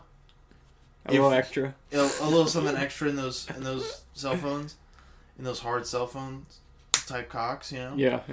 I think it is only the guys in the movie who have cell phones, though, right? Yeah. So I don't know. It would be interesting. Because Agnes doesn't have one, and I don't think Ellen has one. Neither of them do. Yeah. I don't know. Does the older sister have one, Jessica? I don't think so. Yeah. But it would be interesting if we could remember whose was bigger or whatever. Maybe we could talk about that too. That would be an aspect of it. But I don't remember whose was who. And I feel like being obsessed with like the cell phone, I feel like that's like stereotypically that's seen as such as like a feminine trait. Now. Yeah. I think then no, maybe. Yeah, right. That's what I'm saying. So I think that's kind of. Then it might not have, but now it is. So I don't know. I don't know. Because I wasn't really around like that back then. Yeah, because, for me, a few years later, like we were talking about 17 and shit, you see on the cover of 17, like, fucking Lizzie McGuire with, like, a pink flip phone with rhinestones on it. Yeah. And that's, when I think of, like, a kid with a cell phone, that's kind of, like, what I think of. Yeah. Especially for, like, around that time. But here, it's kind of, like, Bitcoin. You know what I mean? Yeah. It's kind of like that. They're crypto bros. They are, yeah, right? Yeah. It's kind of like that, right? My crypto account is larger than yours. If this movie was made in 2023. You have more crypto, but mine is more diverse. I have a more diverse portfolio. We should make a remake of this. Yeah, we should. It'd be fucking easy. Cat Chills. I don't want to say it would be easy. Cat Chills as Johan. But we could do it. Yeah. That'd be awesome. And we'll do it for no money. We'll just release it. Yeah. We should. Let's do it. Awesome. I can't commit to that. We'll do it. And we'll that'd be quite an undertaking. And the Chills guy, we can make him like an MCU fan. Yeah. And then we can just get like a bunch of MCU posters from Walmart. That's a good idea. For like $1. And then we can cast like really cute girls. Yeah. And yeah. That'd be cool. Good idea. And I'll cast myself as Marcus. Oh, yeah. There's a funny scene with him later. Marcus is pretty funny. Yeah. But yeah, like you're saying though about just how guys are stupid, that's especially true with like him. Yeah, Marcus is like the pig-headed idiot man kind of character. And it's stupid too because he's like, there's one part where he's like, oh, you're so, like, women are so obsessed with your looks. And it's like, dude, you have like frosted tips or whatever. Like, shut your dumb ass up.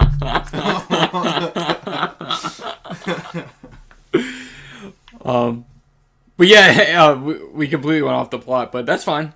That's all right. No, because I guess you don't want to just hear us summarizing the movie for you. There's a lot to say. Yeah. Truly. But it is... When did this come out? 98. 98. Yeah, this is a really interesting time period to me. Mm. I really miss... Like, when I was a little... I was a little boy. And, like, looking at all the stuff, like, my cousin Lauren was into. Because she was, like, a teenager. Well, she wasn't quite that old. But around this time, like, the early 2000s, she was becoming, like, a little bit older kid. Like, a big kid and stuff. And it's just... I don't know, I miss that time period. Yeah. Of I don't know, she didn't exactly have a Morrissey poster, but she was pretty cool. I don't know, I miss looking up to that stuff. Yeah. And I don't know, I guess this is just speaking to what we already said, but the aesthetic definitely reminds me of when I was a really young kid. Yeah. Which it was 98, so I guess that makes sense. Yeah. Setting it during that time's really interesting. It's like... Because I feel like very late 90s is like this weird transition period from like what we know as like 2000 stuff and like still like stereotypically 90s thing. You know what I mean? I feel like you... Like where's if this movie took... I found out this movie was like 2001, I wouldn't be surprised. Like, you know what I mean? I don't know if what I'm saying makes sense right now, but it's like it captures the transition very well, I think. Yeah, there's a very particular difference when it's kind of the cusp of a decade. Yeah, exactly. And it's weird how decades like Kids is 95, and this is not. There's a very clear difference in just the 3 years, I think. Yeah, I agree. I completely agree. And then of course stuff that comes out post 2000 is such a different flavor. Yeah, exactly. I always find that really interesting because why do decades have why is that 10-year period so distinct? Because it really does happen like that, I feel like, Good question. You can really capture certain trends into a decade. It's weird. It blows my crapping mind. Anyways. So yeah, they go to the party. Aline is not really feeling it, right? No, she's just getting drunk. Yeah. That's all she wanted. Well, that's all. I guess that's all either of them want. Yeah. I guess. Yeah. Which is very healthy. Well, Jessica is seeing Marcus, though. Oh, also, right. Marcus. Who date. And then Johan's very happy to see Ellen. He's trying to hook them up. And Johan, he's an interesting character because he's not really the same as Marcus. Like, we were talking about how Marcus is kind of an idiot. I mean, Johan's kind of stupid in that, like, he thinks it does become real, but, like, I don't know, just the way he's kind of obsessively in love with, like, this girl. Well, but then is there any different with Agnes? I don't know. My point is the character just in general doesn't really come off as, like, very bright or anything. I guess it's not different. And I think maybe that points towards Ellen maybe being a lesbian. Because she has two very similar kind of opportunities with a girl and a boy. Mm-hmm. She picks the girl. Yeah. And she... Well... What? Later, she picks the girl. Well, but you know what I mean. Yeah. And she had an opportunity to kind of know both of them. Yeah. Well, because obviously both of them really like her. She gets to spend a bit of time with each of them, and then she picks the girl. Yeah. So they both kind of had an equal chance. Yeah. So I don't know. Maybe she did kind of just like Agnes more. Yeah. But no, for sure, I think she likes her more. But I don't know. Did that have to be? But I don't think she ever really liked Johan in general. Because she mentioned that at the beginning, she didn't like him. I don't know if that has to do with him being a man or if he's just lame. But the movie doesn't really paint him as lame, I guess. Yeah. But, I was going to say, like, he's not, like, a bad guy or anything. And I feel like this would have, in this scenario, it would have been very easy to paint him as, like, a douchebag. You know what I mean? But the movie goes out of your way to tell him, like, oh, no, he's a really nice guy. Like, especially, like, the older sister, Jessica, she mentions that a lot. Yeah, so maybe that does indicate that she's a lesbian. Yeah, and he's not like, oh, my God, I want to... Like, he's not like, oh, my God, I can't wait to fuck her or anything like that. Yeah. Yeah, because he's kind of just like, oh, you're so cute and cool. And, like, he's pretty innocent. And, like, when she gets drunk, he, like, gives her the water to drink and all that. Yeah, you know what I mean? And he doesn't, like, corner her to, like, SA her. No. You know what I'm saying? Yeah. He's just like, you're so pretty. Yeah. And she's like, fuck you. Yeah, you just kind of like it's like infatuation. Yeah, it's pretty innocent. It is. You know, it's funny though. It is very similar to Agnes because they're both kind of in love with her, and at least at the beginning, Agnes does not really know her at all. Neither of them know. Yeah, her. yeah, and they're both scared to talk to her. Yeah, yeah. So yeah, that's interesting. I didn't think about the mirroring between those two characters. That's what makes me think maybe the movie is telling us that she's a lesbian. Yeah. This doesn't. I keep mentioning this. It doesn't really matter, but I do think it's interesting, like what the movie's trying to say, in terms of like her sexuality. Like, is she? I guess she is just attracted to Agnes more. Yeah, and also the fact that because we didn't really mention this, but there's because they talk about it like pretty early on in the movie. She has like this reputation. Yeah. And Marcus mentions it to Johann. It's like, bro, she slept with everybody. But then you find out a little bit later in the movie she's a virgin. So it's like, well, yeah, she probably had a lot of opportunities given her lifestyle. That's another kind of to be with men, but she just hasn't.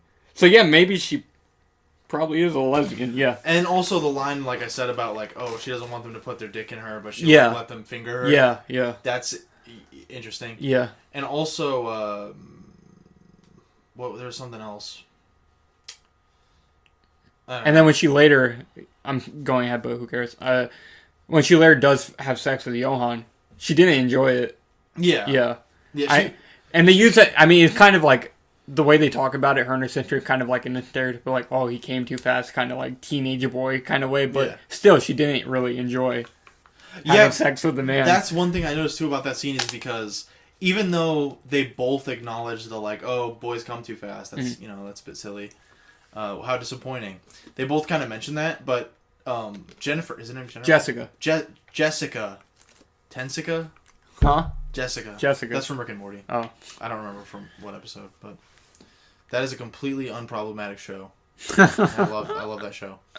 But yeah, she kind of Jessica is kind of like, oh, well, we're working on it, and like tee-hee, I still love him, whatever. Yeah. But Ellen isn't that way. She's kind of just like, yeah, like I don't know. So I think that's another little indication. Yeah. I think there's a few things like that, which is pretty interesting. Yeah. And, of course, Ellen mentions to Agnes later, she's like, we haven't even talked about them interacting yet. That's crazy. Well, it's a pretty short... Actually, we've been talking about it for pretty much as long as the movie is. We're at an hour and 29 minutes right now. But and we're fucking, like, not even through Act 1. It has a lot. Well, no, I'm going to say, it actually, I think when they interact, it already is, like, halfway through the movie, pretty much. Oh, really? Yeah, like 40 minutes. Okay. The movie's like 80-something. And we're getting close. Yeah. But yeah, there's a lot of setup in the beginning. I really think there is a lot. There really is a lot. For such a short movie, too, I think there is a lot going on in it, which is interesting. It's dense with character. Yeah, no, it really is. Evan. Yeah. It is. Is it not? Yeah, no, for sure. Yeah. But of course, Ellen also mentions later that she doesn't like the family thing. She doesn't like that idea. She doesn't like the idea of having a husband and kids and everything. So that's another thing I think indicates. Yeah. So the movie is kind of really, Agnes having an unrequited love or whatever, and then Ellen kind of discovering her sexuality. And Johann's left alone. that poor bastard. Maybe at least not. We can feel happy for him. He got his diamond play button. Yeah, he has an album on Spotify. He's top 15. He's not number 15. Pink Triangle. That's funny, but maybe he's not alone. But yeah, the party. She's not really interested. They leave, and then I think I don't remember exactly what happens. But I know they go, of course, to Agnes. No. We were actually wrong in the order. They go to Agnes' party first, and then they go to that party. And then she goes back to Agnes' house. So we kind of skipped their interaction. Their interaction happened. Yeah, their interaction happened first before they go to the party. Because she doesn't want to go to that guy's party, and they're like, and she says, let's go to Agnes' party. Oh, and Jessica doesn't want to. And then Jessica's like, okay, come on. Yeah, so we kind of mixed. Okay. We fucked up the order of that. But it's okay. Still relevant. Yeah, still relevant. So, Agnes. Yeah, so they go to her. So we don't have to talk about the party after because we talked about it. They first go to Agnes's house. But not much really happens at that second party anyway. Because she just mentions it because she doesn't want to go to that second party. Or the party where all the cool kids are at. And they're like, Agnes is from out of town because she is new to a mall. Kind of. They've been there for a year and a half. Yeah. And she's like, she probably has some out of town friends or something. She says. Well, yeah, I thought that was kind of cute. Yeah. Like she was like really optimistic, and I don't know. I think the movie kind of establishes later though that I don't think she had friends where she was before either. Oh yeah. Yeah. But I think what I mean is cute about it is just like Ellen's like optimism. Yeah. And I don't know if... Because she obviously knows she's a fucking loner. Yeah. And she's, like, not very personable. Mm. So, obviously, she probably doesn't have any other friends. But, I don't know, maybe she was like, I kind of like her. Yeah. I want to go to her house. I don't know. Maybe. Yeah, they go to her party. And she is the one that brings up that terrible wager. Oh, yeah. That terrible wager. She's the one that, wants to do it. Yeah. After... Jessica tells her about the rumor about her. Yeah. So, like, maybe she had ulterior motives. Oh, maybe. Yeah, who knows? What a beautiful love. Yeah, Agnes is in her room by herself. As we mentioned before, she was sad. They're eating. Right? Oh, no, she's eating. Yeah. But she was crying because... she still has, like, her makeup is messed up or something. And like, kind of... And as we mentioned, the girl who was in the wheelchair left. Because of that horrible thing she said to her. And then they hear a ring at the doorbell. Oh my god. And then mom's like, oh, looks like some other people showed up. And she doesn't want them to come, but they're like, oh. Yeah, because Agnes is like, oh, the party's over. Yeah. And then the mom says, like, go freshen up, they'll wait. Yeah. And then, they let her in. And they let these girls that they'd never met before just go to Agnes' room and lock themselves in. And they gave her wine. They gave them wine. Yeah, the mom gave them wine. So they just go, and they kind of realize immediately that's not much of a party, but they have the opportunity to get drunk, which is what they want. So because they're doing that. Yeah. And I don't know. Okay, tell me if this sounds cringe, but like, what was it? Dramatic irony. Yeah. Like, we know that that Ellen's at her house. And we know that she's in love with her. That's really cute. And she doesn't know yet that she's in her fucking bedroom. But I felt like a little tense waiting for her to come down. And then the mom telling her, oh, who's here? Like, I thought it was well done, the face acting there, too, when she tells her, like... I was going to say, that was one of the moments in the movie. I don't know. That was... it didn't make me cry, but it was like... I cried in my head. Yeah. It was a very cute moment where, because she goes and freshens up a little bit and she's still clearly like doesn't want to deal with this. Yeah. And of course, like you said, the mom tells her, oh, like your friends are here, whatever, and she tells her the names, and then like the face acting on Agnes is so cute. And again, I feel like that's like, I don't know, just such a relatable thing, because like imagine it's like you come downstairs and like your dad's like, oh, dude, like... I can't imagine this. Your dad, your mother, whoever it may be. I don't have a father, for those of you that don't know.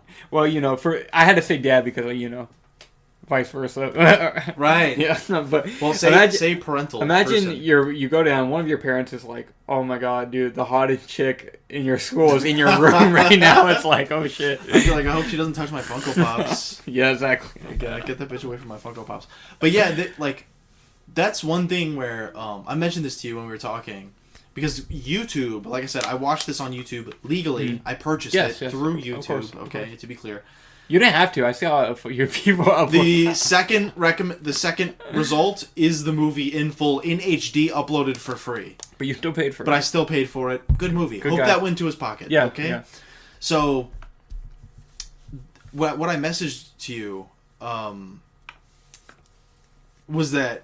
On YouTube, the only like genre, I think YouTube has one or two genres usually under a movie. Yeah, with comedy. And it was only comedy. I wanted to mention this at the end. Really? Yeah, what genre you thought the movie was. Well, I did want to say... we talk about it. We can come back to it too, but I just wanted to mention for this scene...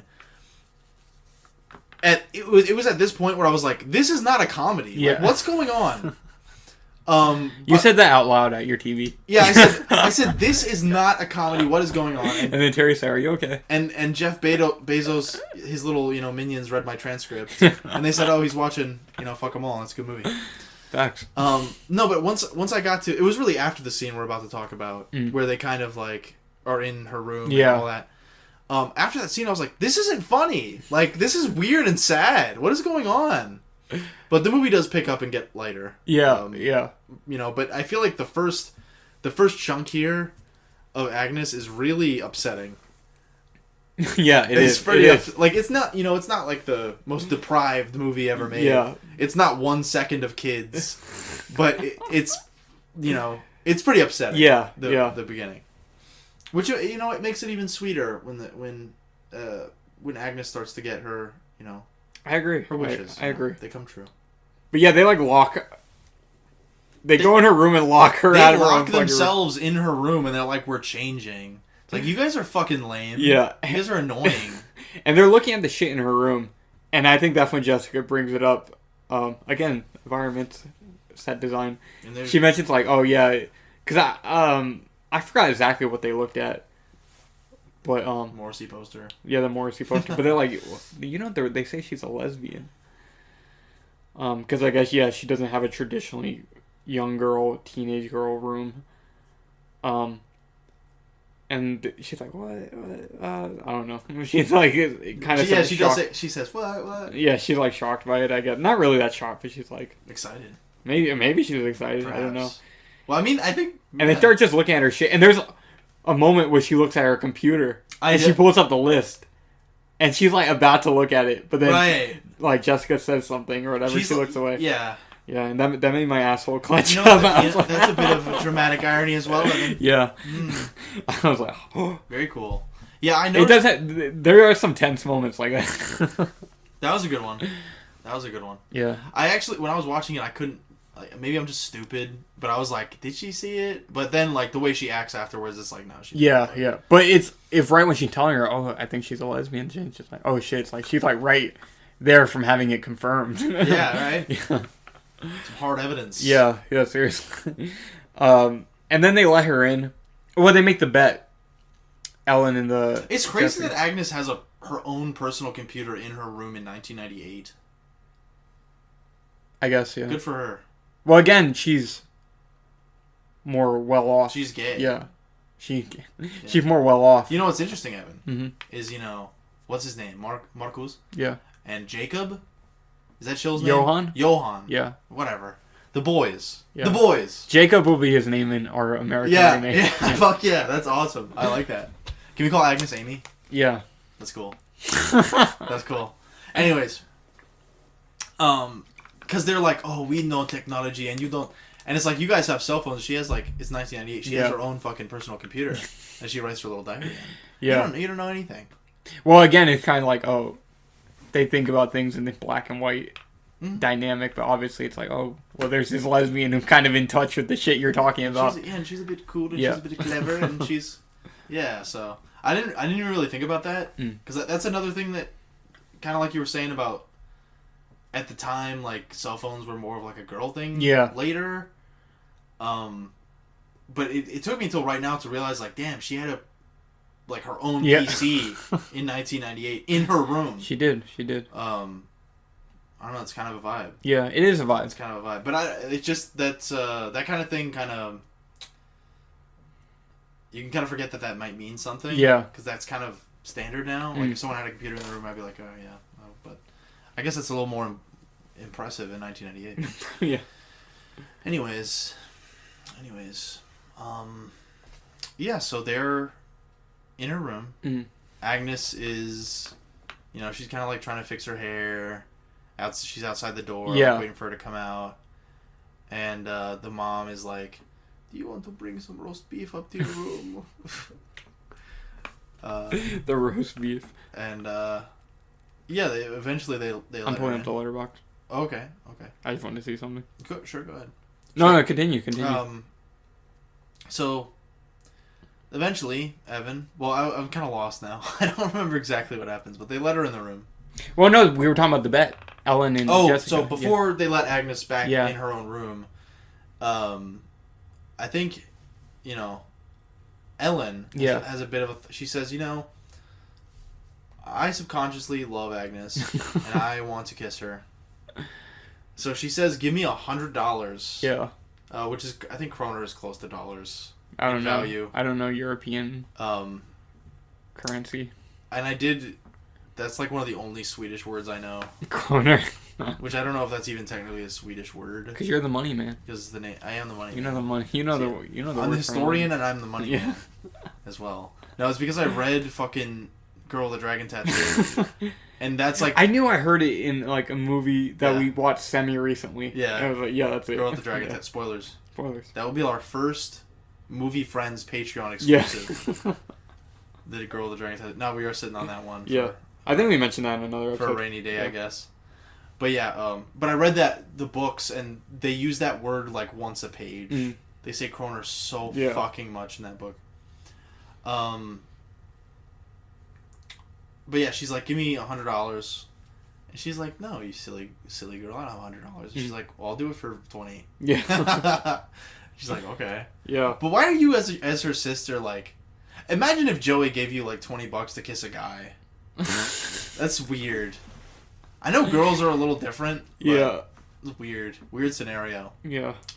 I don't think I would kiss a dude for $20. Imagine you asking Joey to give you money to kiss a boy. That's what happens. That's what happens. Joey's Evan's brother, by the way. Oh, he is. For any new movie friends listeners, okay. We have never had a guest on Movie Friends. Oh, we have not. Damn. It's Movie Friends. Well, there'll be many Movie Friends. Fresh reset. Okay, I like that. I like where you're going with that. Movie Friends. That will be easier to tell my family about. Movie Friends. Once it's called this, yeah. I don't like telling people RNS podcast. It's weird. He's like, what does that mean? It's like, well. So I like the name change. I do. But yeah, she gives her a big nasty kiss. She does. Well, and the way she sets it up is like. Yeah, that's different, right? She basically like, hey, just come here. Like, look at this, and then she plants one right on her face. Yeah. Well, what she says though, and this is part of why I think this is. Well, obviously, what they say while they're leaving is very mean. Oh, yeah. Yeah, but before that even, the way she's like, well, I don't want, what's her name? Jessica? Jessica, yeah. She's like, oh, I don't want Jessica, like her sister. She doesn't want her sister to hear. Yeah. I don't want her to hear what I have to tell you. Come here. Yeah. Like, she really wants you to come here. And she's sitting on her bed, and, she really has to coax her. And it's going to be like, oh, this is, like, going to be a really intimate something. And then she gives her a very violent kiss. Yeah, she does. On the bed. And you see the makeup is left on her face. And then, of course, makeup. They run out and they're like... Lipstick, I mean. They're like, oh, she's like, oh, I can't believe you kissed that nasty bitch. Or whatever. Yeah. I don't know. Do you remember exactly what they said? It was something like that. It's like, oh my god, I can't believe... Yeah. It was something like that. It was very mean. Yeah. I also thought the moment right after that was also acted very well. Yes! It's like she pulls off the weird look of like happiness and sadness at the same time. She's literally me. You know what I mean? It's like she looks like she's happy that just happened, but she also looks very sad about how it. And she's also kind of played out. She's also kind of like, well, obviously she's like kind of shocked. Yeah. But she's also kind of confused. Yeah. And she does a good job of showing all these emotions at once. That's all going on at once. Yeah. And then you also have to have the mom come in, and she kind of like, she still looks that way. She's like kind of trying to hide her emotions. And she has to wipe the lipstick off her face. Yeah, she's also trying to hide the lipstick on her face. And then she also has to come up with an excuse for like, what the fuck just happened? Yeah. And they're like, oh, they wanted me to go to a different party, but I didn't want to go. Yeah. It was a pretty slick answer. It was. Yeah, that makes you, like, because if that happened to me, my mom would be like, wow, you just got punked. And, like, you're a loser. Like, and I would not have had, like, that's a very slick answer. But yeah, they're so mean when they leave. They're like, "Oh, gross! I can't believe you did that." Yeah. And it was something more like that. But yeah, it was very. So that whole scene was, and like you said, the aftermath of it, I thought it was like, wow, Yeah, it's a beautiful moment. It's a beautiful. It comes off more mean in the moment, but it's like, in retrospect, it's kind of sweet. Yeah. Moment. So they go off. They do the party that we already talked about. Yeah. You know, where they're at the popular kid party, the cool kid party. Yeah, and Ellen gets super drunk. She pukes. Johan gives her the water. Mm-hmm. And they're kind of friendly with each other at that moment because he did something nice for her. But she's still not really interested in him like that. But she feels bad about what happened with Agnes. Yeah, so when her and her sister are talking, she's like, "Oh, I should really go back and apologize." Yeah. And then her sister's like, "No, why would you do that? No." Yeah, and she just she kind of just goes off and goes back to Agnes's house, which of course kind of, ooh, did she enjoy it? Did she feel bad, or maybe was there a little maybe she felt a spark? Was there a little something extra there? Yeah. Was there a little something extra, Evan? Yeah, possibly. Mm-hmm. And with Agnes, on the other hand, we see she's very depressed. So she was happy kind of in that moment, but it ends up turning into sadness. And she tries, I don't even know if she just wanted to cut herself or was she trying to commit suicide, but it's kind of a half-assed attempt. Yeah. Part of the weight of that scene made me feel like it was a suicide attempt, but the way it happens, maybe it was just she wanted to like try cutting herself. Try cutting herself. And it's very weird because I don't know how cutting yourself works with a razor. Yeah.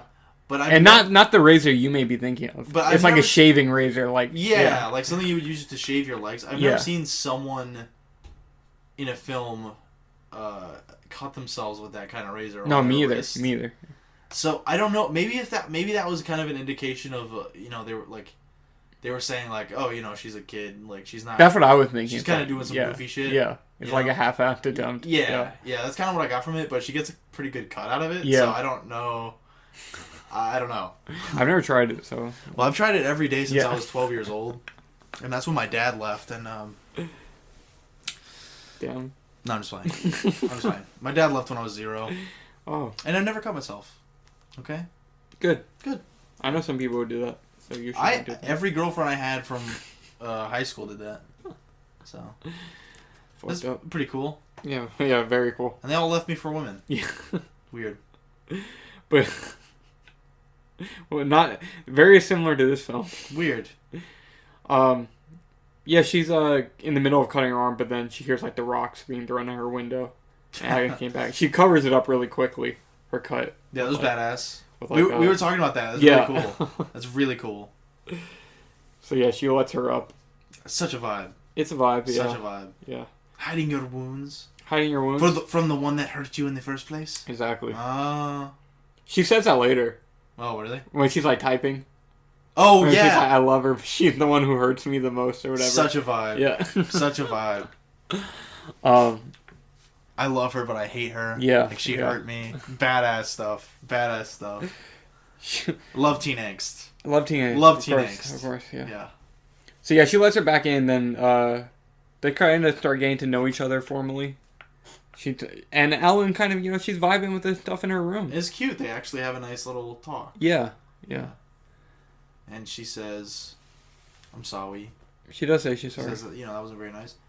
And she says, that's really badass Robin perfume. Can I try some? Yeah. And she's like, yeah, sure.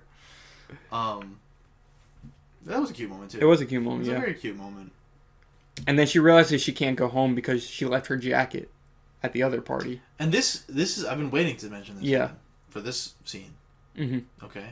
And it is cute, too, where she's, she wants her to, she's like, no, come with me. Like, let's go. Which is kind of, I think that's even more of a sincere apology. Mm-hmm. Which also there's, partially there's, like, she might have a growing kind of interest in Agnes. Yeah. Which might be kind of an ulterior motive. But it's like on a person-to-person level, it's a nice kind of apology. To be like, come back and say, hey, I'm sorry. And it's like, hey, like, why don't we go, on a walk or whatever together. And, I think that was sweet. And then, I've been waiting to mention this, Evan. Mm-hmm. I've been waiting to mention this. So when they're walking, that's kind of when I got a sense of, well, I didn't really know, of course, that the director had mentioned this, but the kind of the costumes. The costumes. Yeah, because she dressed like a tomboy. A mafia guy from Russia. She got like the Adidas sweat jacket on, and then like big cargo pants. Big baggy Adidas sweat jacket and shit. And then of course Ellen is dressed very cute. Cutesy like a girl, and she's kind of course, she forgot her jacket, so she's a bit underdressed as well. So you kind of see that contrast there. You know. Well done. For what? Well done. Yeah. Bravo. Bravo, Lucas. Bravo, Vince. Vince? Do you know what I'm talking about? No. Wait, Vince. You said Vince. What's his name? Lucas? No, Bravo Gill or something. I don't know who you're Who's the talking Breaking Bad guy? Vince. Oh, it is Vince. Gilligan. Yeah, Bravo Vince. Yeah, that's like a meme. Oh. Yeah. Well, he is a genius as well. So. Yeah, but that's the meme is like people were like, "Oh, you made Walter White's head bald. Bravo, bravo!" Like they kept complimenting like any little the way thing, people praise like anything in Breaking Bad. But anyways, it was a good bit of visual storytelling. Yeah, I agree. Or I guess a good visual character. Yeah. Display. Sure. A good character. Whatever. Looks good. Yeah, looks good. I agree. And I thought, so do they go get the jacket and then walk back, or is it on the way there that they do the hitchhiking thing? It's on the way there. Okay. Yeah. Yeah, I thought that was really cute too. Yeah, so they start talking about like, hey, like, what do you want to do with your life? And again, see, this is very sweet because it's like they end up kind of having a similar interest with like, oh, they're both interested in psychology. Yeah. And Agnes hasn't really wanted to tell people about her interest, I guess, in the future, what she wants to do as a profession. But Ellen kind of immediately takes to it. You know what I mean? And that's a sweet little thing. Like little things like that, they kind of are bonding over. Oh, aren't they? Yeah. Aren't they just? Yeah, and the fact that they both kind of feel out of place in this small town. Yeah, they do talk about how they hate them all. Yeah. Yeah. Because there's nobody like them there. You know. Oh yeah, and we keep saying this, but it's a cute movie. Yeah. You know, it's a very cute movie. When she says, she's like, "Oh, I bet if you didn't live in this fucking place, you'd have like so many girlfriends." Yeah. I know, that's so cute. So that's again where they kind of openly acknowledge that Agnes is a lesbian. And it's a bit of a, you know, I think there's an element of Ellen's character where she's very open and she would say something like that, but it's also like you can see Agnes is like happy about what she just said. Is like, "Oh, you think I'm pretty?" Like, yeah, it's cute as fuck. Yeah, she said if you were in Stockholm, which is of course like the big, I don't know if it's the capital of Sweden, but it's definitely like the big city there. Yeah. You'd have lots of girlfriends. Aww. And yeah, she said, "Oh, I bet you had lots of girlfriends where you came from." And she said, "No, I didn't have any girlfriends." And again, they're kind of similar in that way. Was Ellen had that reputation for being like, oh, she's been with so many dudes, but she actually has not been with anybody. So yeah, it's like a few things that they're bonding over. And they're more similar than you would think. No. You know what I mean? That's what I mean. Despite their juxtaposed appearance, exactly. They're more similar than you. Maybe a bit more compatible than you may think. Then maybe people will be aware of. Yeah, and so they try to. Ellen gets the crazy idea because she's drunk and she's like, "Let's fucking hitchhike to Stockholm." And eventually, someone pulls over because Agnes is kind of opposed to it at first, but she kind of goes with it. And someone pulls over, and they do is like, I don't know. Did you think something bad was gonna happen? They do gave off creepy vibes. He was a good guy. Was he? I don't know. I mean, we don't really know anything about. One of the funnier parts in the movie is that they were like, when the guy stops for them, they're like, "Oh, like our grandma, like kicked us out or something." They didn't say that. No, they said that they spent all their money on albums. Yeah. But they came up with a bad excuse, like, where are the albums? Yeah. You know, but yeah, they come up with an excuse that means basically they're related. Yeah. And then they're like kissing in his back seat. That's a great moment. And then he's like, "What the fuck is this? Get out of my car!" Yeah. I don't know. So, like, is he a good guy? Is he a bad guy? I don't know. I don't know. He was just giving out kind of weird vibes when they're first getting into their car and stuff.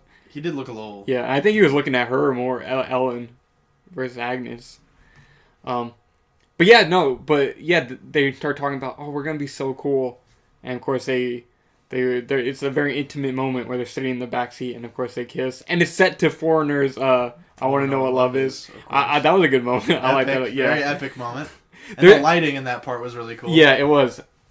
A lot of... very aesthetic. Throughout the whole movie, it's like... It's funny, because I feel like this is such a foreign thing. A lot of, like, cheesy... And this is not me hating on Foreigner, of course, I love Foreigner. But, it's like, very cheesy. A lot of cheesy, like, American music playing throughout the movie. And I feel it's like, in a foreign way, it's like they think, like, oh, yeah, this is cool. You know what I mean? I don't know if you agree. I don't know. I feel like there's an element of schmaltz to it that's, like, not... I don't think it's completely earnest, if that makes sense. Mm-hmm. I think it's kind of like these characters that don't see themselves having like some strong connection with someone. They get it. Yeah. And then that's kind of paired with like a stereotypical love song. Yeah. You know what I mean? Yeah, no, I do. I think... No, I don't mean like the director's like, oh no, this is awesome, we play that song. No, I think the movie is kind of poking fun of itself in that way. But I guess I felt like that was the logic behind it. Yeah. I don't know if you agree, but...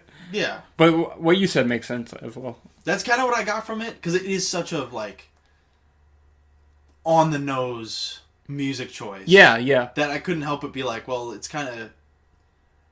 It reminds you that, like, these characters might not expect this kind of thing. Yeah. And so, it kind of highlights that, I guess. Yeah. I think but it's like... I don't think like I said, the director, I don't think he's like, oh no, this is a great song, this is awesome. Even though it is a great song. It is, of course. Yeah. But I think it's the same thing with the title song, too. I don't think it's like, oh yeah, this awesome pop song. You know what I mean? What was the title song? Show Me Love. Oh. The song that played during the credits. It plays during both? During what? The credits and the title? No, I mean, that's the American title of the movie. Oh, or the title okay. everywhere outside of Sweden. I'm stupid. Yeah. Yeah. Yeah, I feel like it's kind of jokey. Yeah. Bit, but anyways. And they do make fun of Robin on the perfume bottle, so... Yeah. You're a retard who likes Backstreet Boys. Yeah. It's really funny. Really mean. It's really mean. Really mean. Yeah. But yeah, so they kiss there, and then they kind of acknowledge, like, oh, maybe we're kind of a thing now. Yeah. Because because they kiss, and then she's like, well, I guess I'll call you tomorrow. Yeah, and she's like... Because the hitchhiking didn't work out, so she's they like, will? Like, yeah. And she's like, yeah. Yeah, I'll call you tomorrow. So it's like, oh, that's sweet. Is it, though? For a bit, because we get the dream sequence in that moment, because Agnes goes home. I thought this was funny, too. The sister's, like, eating all the snacks. Yeah. Because she's like, we had to convince Mom that we were here all night. That was silly. Yeah, and she thinks Ellen has been out with a boy all night. She doesn't tell her what she's really been.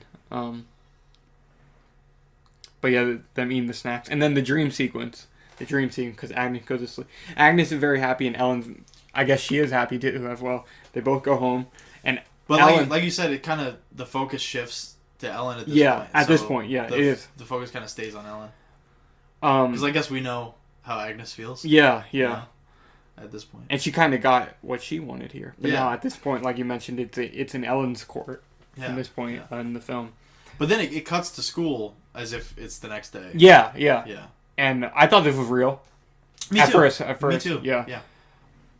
And I was like, oh, like, well, is she just gonna... She sees Agnes. Is she just gonna openly acknowledge now, like, hey, everybody, I'm gay. Yeah, with the girl you were all making fun of yesterday. I'm gay with Weird Girl. Yeah, exactly. Which is awesome. So she's just talking to their friend, and then it kind of goes silent when she sees Agnes walking in. Then they kind of have this sweet moment where she just puts her face to her cheek. So it's like, oh, like, it's real. Like, her dreaming about it, you know what I mean? It's like... What did that remind me of? Is it The Revenant where it's like he has a flashback with his wife, like, under the sheets? I think there are some flashbacks with the wife. I don't know if they were under the sheets. I haven't seen that movie in a long time. There's one movie... It's very bad, actually. Oh. I don't know if it's The Revenant or not. But there's, like, flashbacks of him with the dead wife. And it's like... I think The Revenant did have that. It's so goofy. Oh. I don't know if it's... I like I don't The know if it's Revenant, The Revenant. though. Maybe Revenant is an example of it happening, but it's like... Yeah, it's like I feel that's probably like in a lot of movies. Yeah, but it's like the flashback to him and the wife, like where she's Is it still Interstellar? alive. Maybe Not Interstellar. Why I say Interstellar? No, the other Leo movie. Inception. Is it Inception? Actually, maybe. Yeah. But I think it is a bit of a trope too. Yeah. But yeah, it just shows like them both under the covers and like it's like warm light and it's I feel like you're probably talking about Inception. The covers are what's the word? The sheets. Yeah. The sheets are like flowing for some reason. Yeah. Or is it Shutter Island? It reminded me of that. I guess Leo got a few movies where his life is dead. It's a bit of a trope, I think. But it reminded me of that. Yeah. But it works because it's not like a corny memory. It's a dream sequence. Yeah, as you come to find. But at that point, you know, like, oh shit, this is real for her.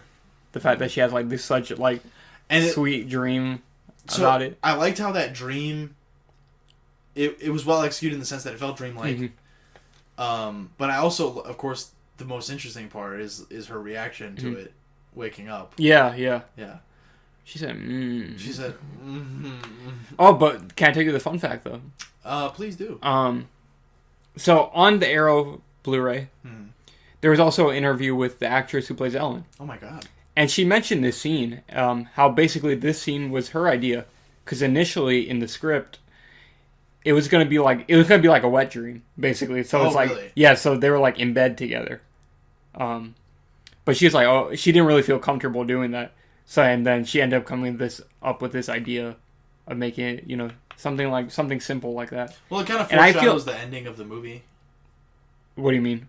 Well, because like they're in school and then they have this intimate moment. Oh yeah. It is. No, I agree.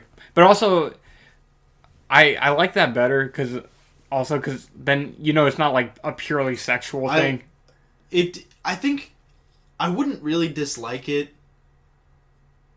I would dislike it because I was like, oh, like how old are these girls? Like I don't want to look at this. Yeah. Like, it's kind of weird. But in a narrative sense, I don't think I would mind it because like.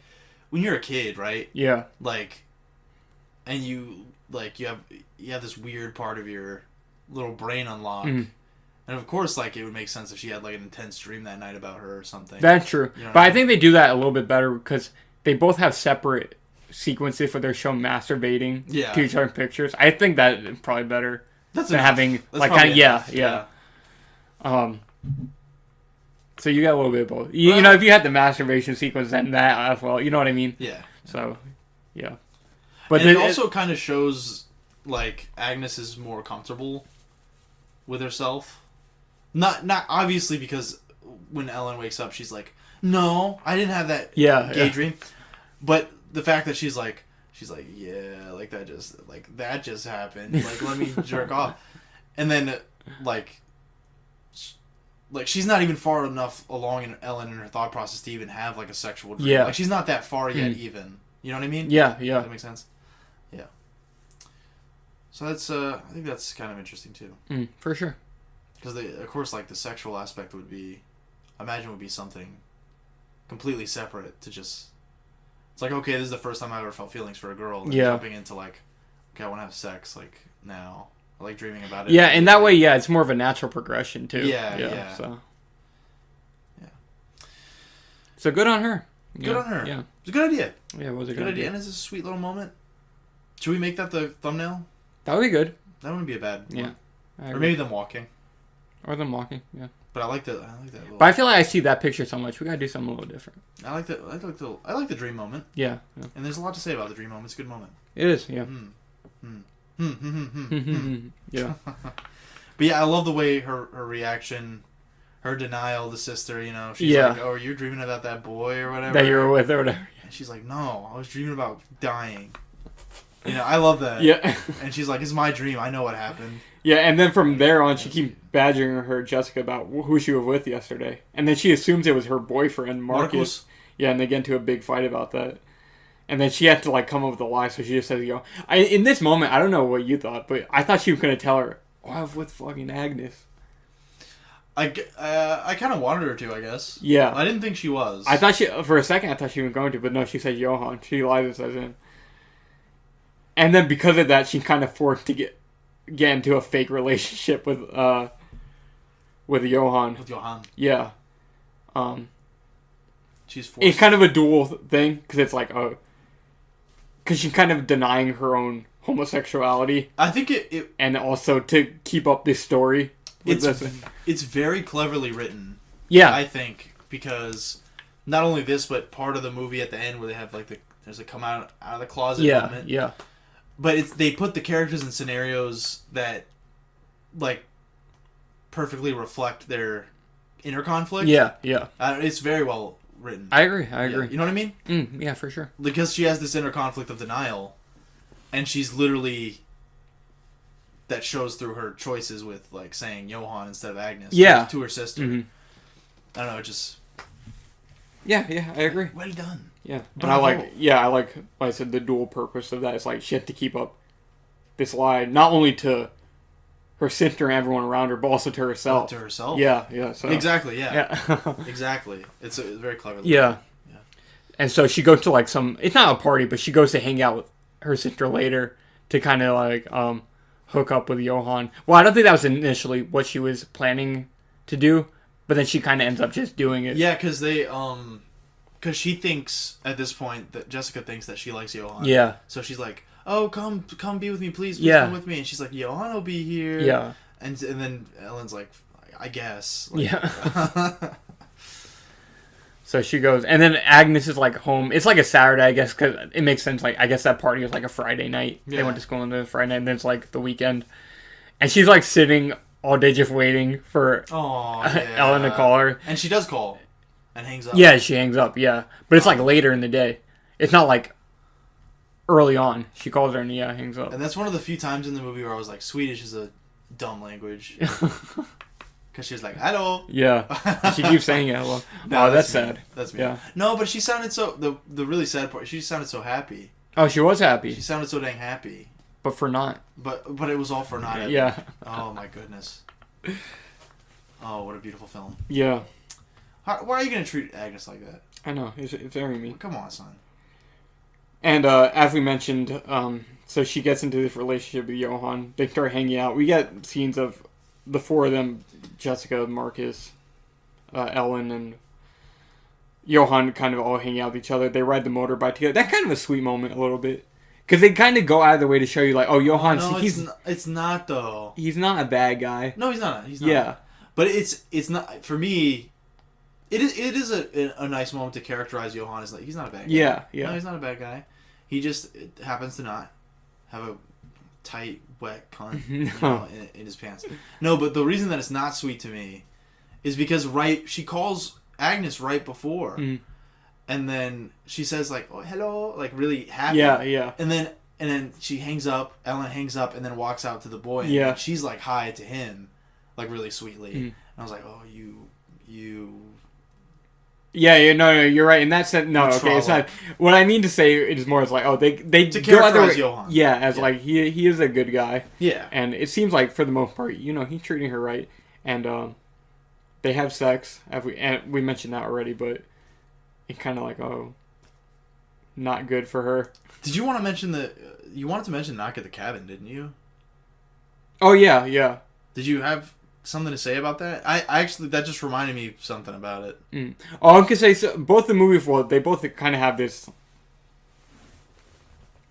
like, us against the world kind of vibe. You know what I mean? Okay. Yeah, it's nothing crazy. It's like, they both center on this gay couple. I mean, in Knock at the Cabin, they're already an established couple, whereas in this one, it's like, not so much, but they both have this, like, us against the world kind of thing going on in it. Well, especially, this, I guess you wanted to mention that at the end, because this kind of ends that way. Yeah. But that was kind of a factor in Knock at the Cabin, the whole movie. Yeah. But the reason it reminded me here is that there's an antagonist that's not a bad guy. You know what I mean? Oh, yeah. Because in Knock at the Cabin, you have antagonists that aren't, like... I mean, they do some fucked up shit, of course. Yeah. But they're not... Would you call them bad people? I wouldn't. No. Right? I mean, because they're right. Yeah. And if anything, the gay couple committed manslaughter 4 times. You know what I mean? Yeah. In the grand scheme of things. But my point is, I liked that about this movie and about Knock at the Cabin, is that there's these antagonists that are, Yeah. not really bad guys. Yeah. It's an interesting They're all just humans. Hey, we're all just living in this crapping world, man. We're all just trying to set it out for us. I was gonna say, that's definitely the vibe at Knock at the Cabin, the way you were just saying. Yeah. Because it's like, oh yeah, we all have reasons for whatever. Anyways, but yeah, that's what I thought of. I just was curious if that was the reason. But it's just that. Yeah, it's nothing crazy, but it's like us against the world kind of thing. A bit of an LGBT kind of message, or thought process. For sure. Is that not right, Evan? I would agree. Yeah. Good. And also, so while this is all going on as well, Agnes is starting to get outed at school because the return of the young female in the wheelchair. The return of the really wheelie friend. Yeah, the girl in the wheelchair. She started kind of outing Agnes as revenge. I'm shaking my head. Yeah. I mean, I'm shaking my head. It is very mean. She started telling other people that. And we didn't even mention the scene earlier in the movie where Agnes apologizes to her. She does. We forgot. And she's like, and she basically tells her, well, you know what? I didn't really like you anyways. When is that placed? Do you remember? Is that before or after she kisses? That's after, right? Yeah, it's like the day after. Interesting. Yeah. Interesting. So I guess it's like after Ellen's dream, probably. Right. Yeah. Yeah. And she's like, well, you know, I really don't like you. And I know you're a lesbian. and she kind of like, I don't remember exactly what she did, but she like suddenly hints that she's going to start telling people. Yeah. And we get one scene where, I think you wanted to say something about this, where it's like, there's a bunch of boys and they put like a poster of a naked chick on Agnes's locker. I have a lot to say about this scene. Yeah. Well, no, I don't. I do have something to say, though. Yeah. Well, actually, no. Before we even get to that, we should mention, because that kind of leads up to this. Agnes, like, later... So Ellen's been ignoring Agnes. She's been going on these dates with Johan. And then Agnes confronts Ellen in school and slaps her. Right. And she's like, oh, you said you would call me, and you never did. And then she just runs away. She, like, slaps her, says that, and then runs away. Real. Yeah. As the kids comment on it. And they're all like... And Ellen's friends are all like, what the fuck? Yeah, and that's when the girl in the wheelchair pulls up. She's like, she's in love with you. Yeah. It's like, she did that because she's in love with you. But she doesn't know that they shared that intimate moment with each other. So, yeah, she's kind of making her look bad to everyone else, but Eliza's kind of like, damn. Or Eliza. Yeah. Ellen. Yeah. Yeah, Ellen's kind of like... Yeah, she already knows. Yeah, she's like... At that point, but she's like, oh... Yeah, and it's weird that... And everyone's like, oh, she's like... I guess they just thought it's like, you know... I don't know, it's like, you know, some little kid shit, like, hitting your crush type... You know what I mean? Like, something along those lines. Yeah. And it's kind of... But I think, you know, of course it's... I think it's more just she's... Because, you know, it's not like little kid shit. Because I feel like that's some, like, really little kid shit where you, like, hate your crush. But... No, I don't mean what happened. No, that's... What actually happens is not some little kid shit. I'm just saying what the friends are thinking. Oh, yeah. Because they don't know that, the two of them had that intimate moment with each other. But it's literally about, like, you know, you said you would call me. Yeah. But they're thinking, like, oh, she's just some weird bitch. Yeah, exactly. Like, exactly. And that's what even the girl in the wheelchair is thinking, because she doesn't know that. She was just like, oh, she's in love with you. And then she starts outing her. Fucking bitch. Yeah. And the wheelchair girl is... Oh, my God. Yeah. And that's a sad moment, though. That is a sad moment. Because, you know, you can tell, like, she seems like she's guilty. She's not pissed. She, like... Yeah, she's not, like, about to start fighting. She's not going to, like, run away. No, she looks like she's guilty. Yeah, I think she was kind of put in a position, or she put herself in a position where she couldn't reciprocate. Yeah. Like, you know, like, intentionally or not, or whatever it was. And even if, like, she... Like, just say she was just drunk that night and she didn't really mean any of the shit she did or said, it's still wrong for you to not be, like, calling back and be like, hey, sorry, last night was kind of a mistake. Turns out I'm not gay. You know what I mean? Yeah. Just leave them hanging. That's wrong. That is fucked up. Yeah. That is fucked up. That is some girl shit to do, though. Yeah. I mean... So... Yeah. You ain't wrong. Very true. Very true. But yeah, fucking. But now I want to talk about that moment. So. Wait. Because I guess the whole school is basically like, even though they all had their suspicions, now it's like the whole school just knows for a fact that Agnes is a lesbian. Yeah, it was a rumor, and now. Yeah. Now there's the big slap. Yeah, because of the slap, and then the girl in the wheelchair telling people. So there's that moment. Did you say the wheelchair telling people? No, the girl in the wheelchair telling. If I your... said the wheelchair, I apologize. The wheelchair telling people. She puts up. So some guys put up like a poster of a naked girl on Agnes's locker. Spread beautiful vagina with her breasts out. Yeah, and it's a fully X-rated image. Yeah. on the locker. And they're like, "Oh, you like that? There's is that nice to you? So she have nice boobs." I have several things to say. Okay, several meaning two, mostly. So the way she reacts is kind of confident. Yeah, she does. So Agnes she doesn't even touch it. She doesn't really look at it too hard. She just opens her locker and gets her stuff. And then there are boys behind her, and they start asking her, like, do you like that? Yeah. Like, do you like that? And then she's like, yeah. And they're like, what do you like it? Like, she's like, oh yeah, she has nice breasts. And they're like, what about the pussy? Yeah. But, so, I think the boys there, they are being, like, kind of bullying, but I almost see it as, like, hazing a little bit. Like, I don't see it as completely mean-spirited. Yeah. Because of what happens next. Yeah.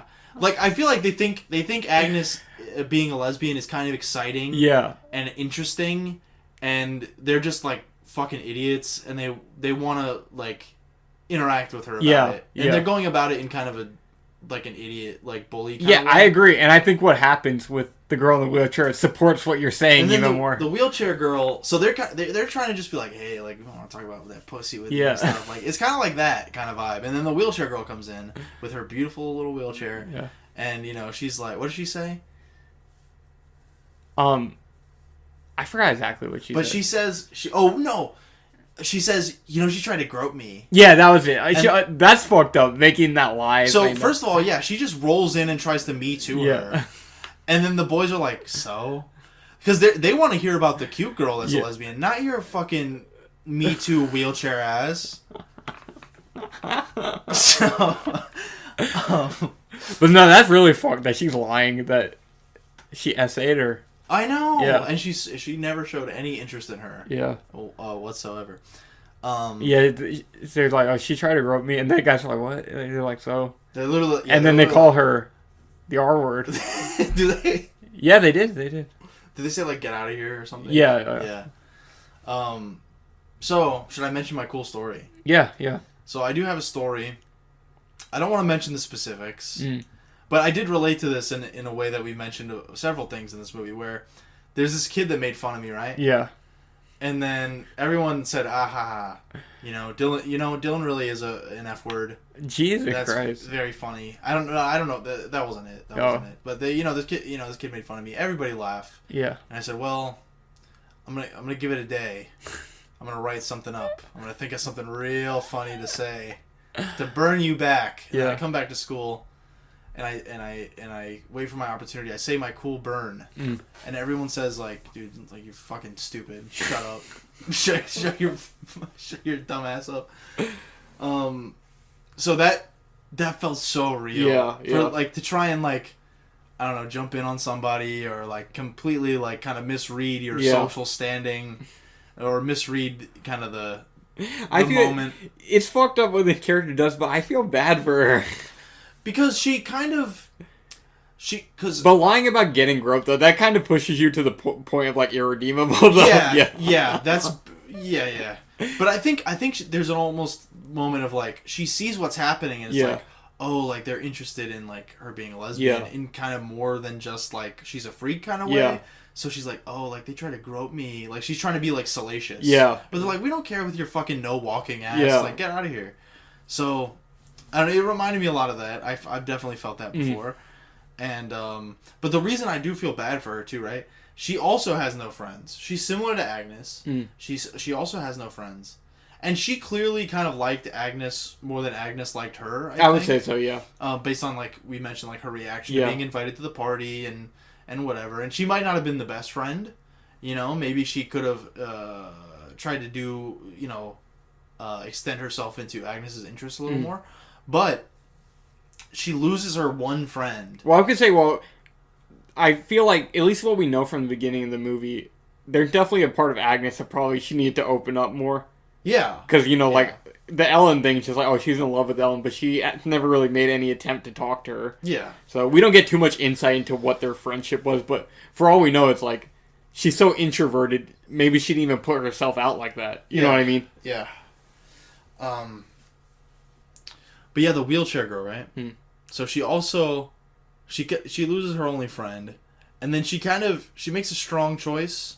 It was probably a poor choice. Yeah. And that is to, Agnes tries to apologize. I think in a way that could have been open to, like, continuing to be friends. And then she shuts her down, and she's doing a weird projector tanning. Yeah. She rejects her, right? Yeah. So she kind of says, well, everyone makes fun of her, so I will make fun of her. And I have the tea. I can spill the tea. Have the tea, yeah. So she says, well, if I make fun of her and I can tell people the cool truth about her. So she kind of takes that as her angle. And then that blows up in her face. Yeah. So she kind of has nothing by that point. And it's crazy because it's 2 scenes. But you see her, like, lose and then lose again. Yeah, yeah. In a very kind of realistic way, It's very sad. Yeah, that's what I would say, though. It's like, even though, like, okay, like I said, the groping thing, that kind of pushed you to the point where you're doing well. But she's just a kid, and it's like, I don't know. I feel bad for her because, like, and she's mad about what happened to her. But no, she's just a kid, and Agnes was really fucking exactly. She was really mean to her. But so she just continues to get. She can't win. She doesn't win in any respect. No, she gets nothing. And I'm like, I don't know. I was like, I'm kind of curious to, like, what the point of this character is. It's a good question. I mean, obviously, in a plot way, she helps further expose that Agnes is a lesbian. But I feel like they could have done that even without the character even being there. Yeah. Yeah. Because doesn't Ellen call her a dyke there? When she slaps her, and then everyone kind of sees it, and they could have just... No, I don't think she called her a dyke. Who did? She's never that mean to her. I think it's that one girl we mentioned at the beginning who's, like, a complete bitch. Right. Yeah, I think Ellen's, like, the popular friend that's, like, really mean. Yeah. Right. Yeah, you didn't really need the wheelchair girl for that. And she also serves the purpose of kind of establishing Agnes as... Yeah. As kind of feeling alone. But I don't know. I feel like there's something there going on with that character, but I don't really know what. She kind of does... She also contrasts Agnes, obviously, because they're both loners. Yeah. One of them ends up happy, one of them does not. Yeah. What is the difference? One of them got lucky, I guess. Yeah. Like, one of them happened to have their crush come to their house for no reason. Yeah. What is I don't know. Agnes never tried to Me Too anyone. Agnes isn't in a wheelchair. I don't know. I was gonna say, what is the difference? And, well, she is disabled also, and a big focus of this movie is like, people, not feeling accepted, and I feel like that probably, obviously that kind of an extension of that. It's not the focus. Obviously, the focus of the movie is the gay thing, but that almost is like an extension of that, you know what I mean? So maybe it's like with her character kind of showing like, we have this one set of characters who are kind of accepting themselves, but we have maybe in a broader sense we have more work to do. I don't know, you know what I mean? Yeah. Like having people accept themselves. It's kind of weird to just kind of have that in there, but I'm just trying to spitball why I think the character. What's going on with the character in this movie? I guess it also adds to the realism of the movie. At least for me, for a little bit. Maybe it is just like he saw that kind of thing happen, or had that thing happen, and say like, this colors the movie a little bit. Adds a little bit more of a, that's real kind of school environment for sure feel. Is there any particular reason that she's in a wheelchair? I don't know. Well, I think what I was saying, like, yeah. Aside from the fact that she's like an outsider, I don't know if it's really saying anything about disabled people. Yeah. I don't know if it's saying anything about. I don't know. I don't know. She might just be a character. Yeah. I don't know. I can't. I don't know. I find her really interesting. I completely agree. Yeah. She is a fascinating character, which is really funny to say for a character that has like 3 scenes. Yeah. in this wacky little short. Kind of rom-com drama. Just the fact, like, what happens there is like, Jesus Christ. Because you're right. Like, there's no. Maybe it's a sensibility thing. Like, she kind of serves her 2 purposes, and she's done. She doesn't deserve a happy ending. She doesn't get a happy ending. It's not a Hollywood movie. You know what I mean? Yeah. Like, there's a different kind of approach to the what's the word? Like, the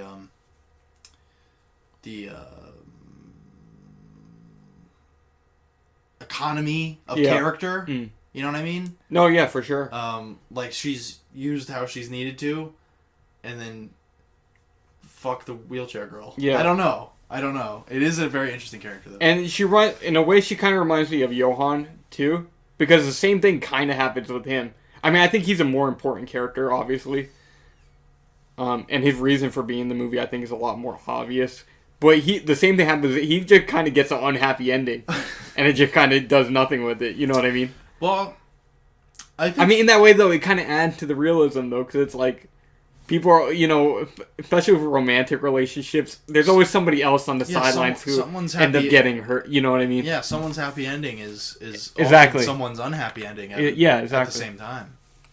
Very interesting. Yeah. Very interesting. And I guess that you could say the same thing for Wheelchair Girl. Yeah. So. Yeah, you can't have one outcast rise up from the ashes, Evan. Yeah. Without having another one being dug a little bit deeper. Certainly not. Into the soil, Evan. I don't know. Very interesting character. Yeah. If you have thoughts on Wheelchair Girl, please leave them I feel bad having called her that the entire... Well... It's mean. The movie doesn't treat her much better. To be honest, though, I really... No. Like, I genuinely can't remember, like, them going out of their way to say her name. I don't know if you agree. They must have said like, at the beginning, but, like... After that, not really. Because, like, I can remember Marcus, Jessica. Like, they said their names, like, a million times. You know what I mean? Then Ellen and Agnes are very well, they're the main characters. Easy, yeah. Obviously, yeah. But it's like, I really don't remember her name at all. The little brother's name. Oh, I don't remember his name. Jaime? No, it's not. Oh. No, I don't know. I don't remember the brother's name. Me either. But yeah, there's, like, 2 other big moments I want to mention, though. If we get to the ending. One with Agnes and one with Ellen. So, of course, we mentioned the second thing, and Ellen's kind of realizing she's not, like, that satisfied with Johan, even though he's a nice guy. She's feeling guilty about what happened with Agnes. And then there's the moment where they're all hanging out, and then Marcus is like, Ellen yeah. Ellen and her sister. Yeah. And their boyfriends. Yeah. And Marcus is, like, mentioning about, like, oh, yeah, girls don't really know anything about cell phones or technology. And it's like, all you know about is makeup. Which it's just, it's comedic. Yeah. It's, he's not, I don't know. It doesn't come off as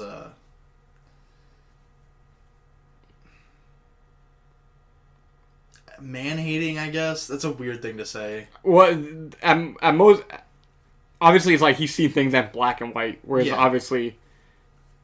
They ain't that way. Yeah, with the characters, we see, like, okay, they're lesbians, so things aren't black and white the way you see it. But like I said, he's like, oh, like, I like technology, all you like is like makeup. And like I said, like, this dude has, like, the most obnoxious dyed hair I've ever seen. I wonder if that was on purpose. I don't know. And because it does add to the comedy for me a little bit. It's kind of funny. And this whole time, she starts acting like, oh, Johan, do you agree? And he's like, he kind of fence-sitting. He's like, I don't know. Yeah. I don't blame him either. It's like, because what the fuck do you say to this conversation? Yeah, he's like, I don't really know. Like, in real life, what would you... I'd be like, well, I guess you could just say no. Yeah. But I don't know. It's just like I don't know. It's kind of a stupid conversation Yeah. to begin with, I guess. I don't know. And then Agnes gets, like, pissed off and just runs out. And then she calls on her, like, normal-ass phone. Or Agnes, Ellen. Oh, Ellen. Yeah. Yeah. And she calls, from the other room, she calls Johann's phone is like... She calls Marcus. Oh, Marcus' She phone, tells Marcus to give Johann the phone. Yeah. And he's like, oh, I'm breaking up with you. I never liked you. Yeah, she says, like, I never liked you. I'm breaking up with you. I don't want your girlfriend anymore. Go home. Yeah. Pretty mean. Yeah. And I think Jessica also in this moment gets pissed off at Marcus. Right? Something happens, I don't remember exactly what, but she gets pissed off at Marcus. Yeah. And they may or may not have broken up. So there's that. And there's a moment where she's looking at Agnes's picture. Kind of similar to when Agnes was, like, masturbating. I don't remember or not. Did she masturbate in that scene? Maybe not. I think it was implied. Yeah, that's what I was thinking, but it's not shown, like, what happened with Agnes. Yeah, because Agnes, Agnes pulls her little pants down. Yeah. And she says, She goes to town. And then the other moment I wanted to mention is where Agnes is outed to her mom. Right. By the younger brother. Right. After it started going around school. Because the younger brother's like, what's a lesbian? He's asking the mom. He's like, oh, my friend's brother told me that Agnes is a lesbian. And then the mom starts going through Agnes's computer and whatnot and reads the notes about Ellen. What did you make of this moment? Well, Evan, we talked about it briefly. Oh, and she's like, she talks to I was coming into that really hot, Evan. I'm sorry, no, because there's something important I forgot to mention. I apologize. That's alright. The mom mentions, like, oh yeah, being a lesbian is normal or whatever, and then she's kind of shocked though when she finds out, oh, her own daughter is a lesbian, so it's kind of like, oh, Yeah. But sorry, I apologize. You were coming in hot. I was coming in very hot. Yeah. But I do like that part because the mom's overbearing, but she still seems to be, she's accepting. She still seems to be a good mom despite her nature. Yeah. And I don't know. I like the way she handles it. And I don't know. I like the way that she says, I know, like, what I did was unforgivable. I'm sorry for looking through your things. Yeah. But I think she also knows her daughter. And I think she also knows that Agnes would never... She's not going to talk about that herself to her mom. Yeah. And she probably knows, like, that's something you need to talk about. In a way. Yeah, yeah. And who knows, like, how much Agnes has pent up if she doesn't even know that. You know what I mean? Yeah. I think there's a lot going on there. And I think what she did was maybe justified. Like, it's kind of fucked up, but... And she even apologizes, like, pretty, profusely. Yeah. She makes a strong apology. She, like I said, she says, like, oh, what I did is unforgivable. I'm sorry, but I had to talk to you, and I had to see for myself, or whatever. I like that moment. Yeah, it was I think good. it's a sweet moment. It was good. Personally. It was good. It was good. I agree. Do you like it? Yeah. And I think you can kind of pair it with that moment earlier after Ellen has the dream where she's on the couch with her mom, and then she says, "Mom, I'm a lesbian." That's a good moment too. And then she's like, "No, I'm joking," or whatever. I forgot about that. But her mom does not take it like, she's just like, yeah, whatever. Like, she didn't really take it seriously at all. Yeah, like, well, I don't know how to interpret that. I don't know if she didn't give a fuck either way. She was just, either way, she was kind of just like, I'm watching my telly. Yeah. I'm watching my telly, mate. They're British. I don't know. They're Australian, I mean. What are they? Swedish. Oi, top of the morning to you. Dude, let me go get a water. You might. Oh, yeah. I need a pee anyway. I'm so thirsty. Welcome back to Movie Friends. Sorry. We had to take a bit of a break. Yeah. But, so we were talking about Ellen and her mom watching the TV. Yeah, I'm not sure if she cared or not. I mean, she didn't seem like a bad mom or nothing like that. No, I don't mean, but she kind of like, she doesn't really take it seriously at all when she says it. She's like, oh. But I don't know. I feel like if my young daughter just randomly said that to me and then was immediately like, no, I'm just joking. I don't know, I would definitely like... I'm like, that's definitely something, you know what I mean? Sus. But the mom's just like, oh, whatever. Yeah. Because it's also like, you would expect... I don't know, like, that's clearly not a joke. Yeah, It's exactly. a weird, very weird thing to say. Just to say that out of the blue and then be like, no, I'm joking. Yeah, I agree.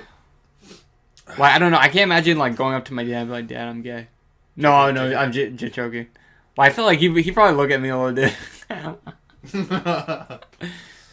But no, that the reactions from the parents are kind of interesting. A bit of a contrast once again. Yeah. Yeah. Very cool. Yeah. Very cool. But also there's the element that Agnes is very... I don't think it's even necessarily a gay thing, but it's just like a big piece of personal information that her mother got about her daughter, in Agnes's case. And I think she wanted to jump on it because she doesn't know a lot about her daughter. She's not a very open character. But I think the difference, too, is like with Ellen, is that she's kind of saying that to like test the waters a little bit. And her mom, I think her mom wouldn't take that with so much weight because she's like, well, Ellen's a bit of, she'll tell me whatever. I don't need to worry about her, So I think, there's a bit of a difference there. But I do think in Ellen's case, she's just kind of like, it's not even about telling her mom, but it's kind of like, how does it feel to say this out loud to someone? I agree. I agree. Yeah. Interesting. For sure. Very cool. So would you like to talk about the big finale now? Well, could we mention her breaking up with Johan? So Johan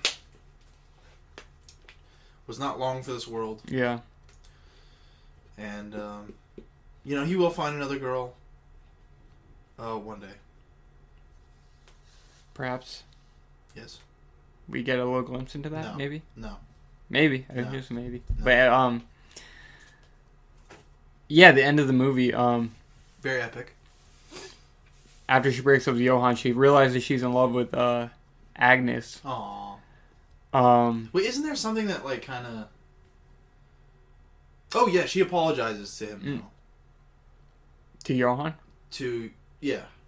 She apologized to him? Yeah, because she was like, hey, like, like, I don't hate you or anything. You're a nice guy. Oh, yeah, but I love someone else. Yeah, she says that too. Yeah. Which, that would not make me feel better. No. But, we'll get... But she kind of let him know that reason that she was mad at him and broke up was kind of BS. Yeah. Yeah. Like, which is, that, I guess that would make me feel a little bit better. It's like, well, there's something else going on, I guess. But, still wouldn't, Yeah. Well, I'm a cuck. Anyways. So how does she initiate conversation with Agnes? She gets up at the same time as her as lunch, so she can time it and go talk to her. She pulls her into the bathroom, I guess. Yeah, it's like a stall. Weird but it's bathroom. A weird. Yeah, it's like that's in the public hallway. Yeah, because it's not like it's like the bathroom is the stall. Yeah. Yeah, you know what I mean. Weird. Or Swedish people are weird. I guess there are like little bathrooms like that where it's like you just go in and it's like just the toilet there. You know what I mean? Yeah. But it's not the typical if you're an American school bathroom. Not at all. To me, what it looks like, it really did look like a school hallway where instead of lockers there was like toilet stalls. Yeah. It was a weird set. Yeah. And also like the school had like glasses. What do you mean? It's weird. Had glasses? Yeah, I remember Agnes when she was at lunch. She had like a glass of water. Oh, okay. And I was like, that's weird. Yeah, well, the European students, they can be trusted. I guess. They're not going to break it Americans off the are wild and shove it in someone's brain. So, but yeah, it was just weird seeing that in a school setting. They're not as accustomed to violent crime in school settings. But yeah, so she pulls her into the stall. Mm. And it's a beautiful moment, Evan. Yeah, and she apologizes to her, and she tells her, like, oh, I love you. Well, she said, I've been thinking a lot about you lately. Yeah. That's what she tells her first. And I like the way she kind of, like, says it. She says it, I can't remember the dialogue exactly. She, like, builds up to it. She says it in a kind of a roundabout way, and she says, well... Oh, what does she say? She lets it unfold. She's like, oh, there's like a rumor that you love me or that you're in love with me or something. And she's like, is that true? Because if it's true, like I feel the same way. Yeah. And she says it in kind of like a roundabout way that feels natural. Yeah. And it's a good moment. And I like how Agnes kind of just nods, like excitedly, Like, Yeah. She doesn't say anything. But then Evan, the kooky kids. Yeah. Well, first it's Jessica.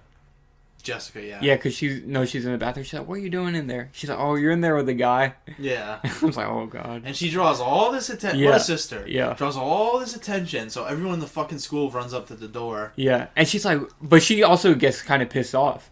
Because she's like, what the fuck? You just broke up with Johan. He's such a nice guy. It's like, this is what you're doing. You're in the bathroom immediately with another guy. And yeah, like I said, she draws attention.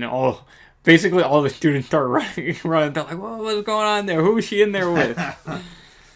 And eventually the teachers start coming and everything. And, like you said, like, obviously there's a coming out of the closet moment here. Yeah. But, she tells Agnes that she's in love with her, but she's still not ready to come out with that, obviously. She's not ready to make it open to the world that she's in love with her. Yeah, she was saying, like, maybe we could be together. She wasn't really, like... there was no discussion about, let's tell everyone. Yeah. It's a different thing. And she's kind of forced to do both at the same time. Yeah. And I think it is kind of clever, too, because that's also kind of a real school thing, is, like, people fucking in the bathroom. Yeah. And, like... what's going on in the bathroom? You know, people want to check out what's going on in the bathroom.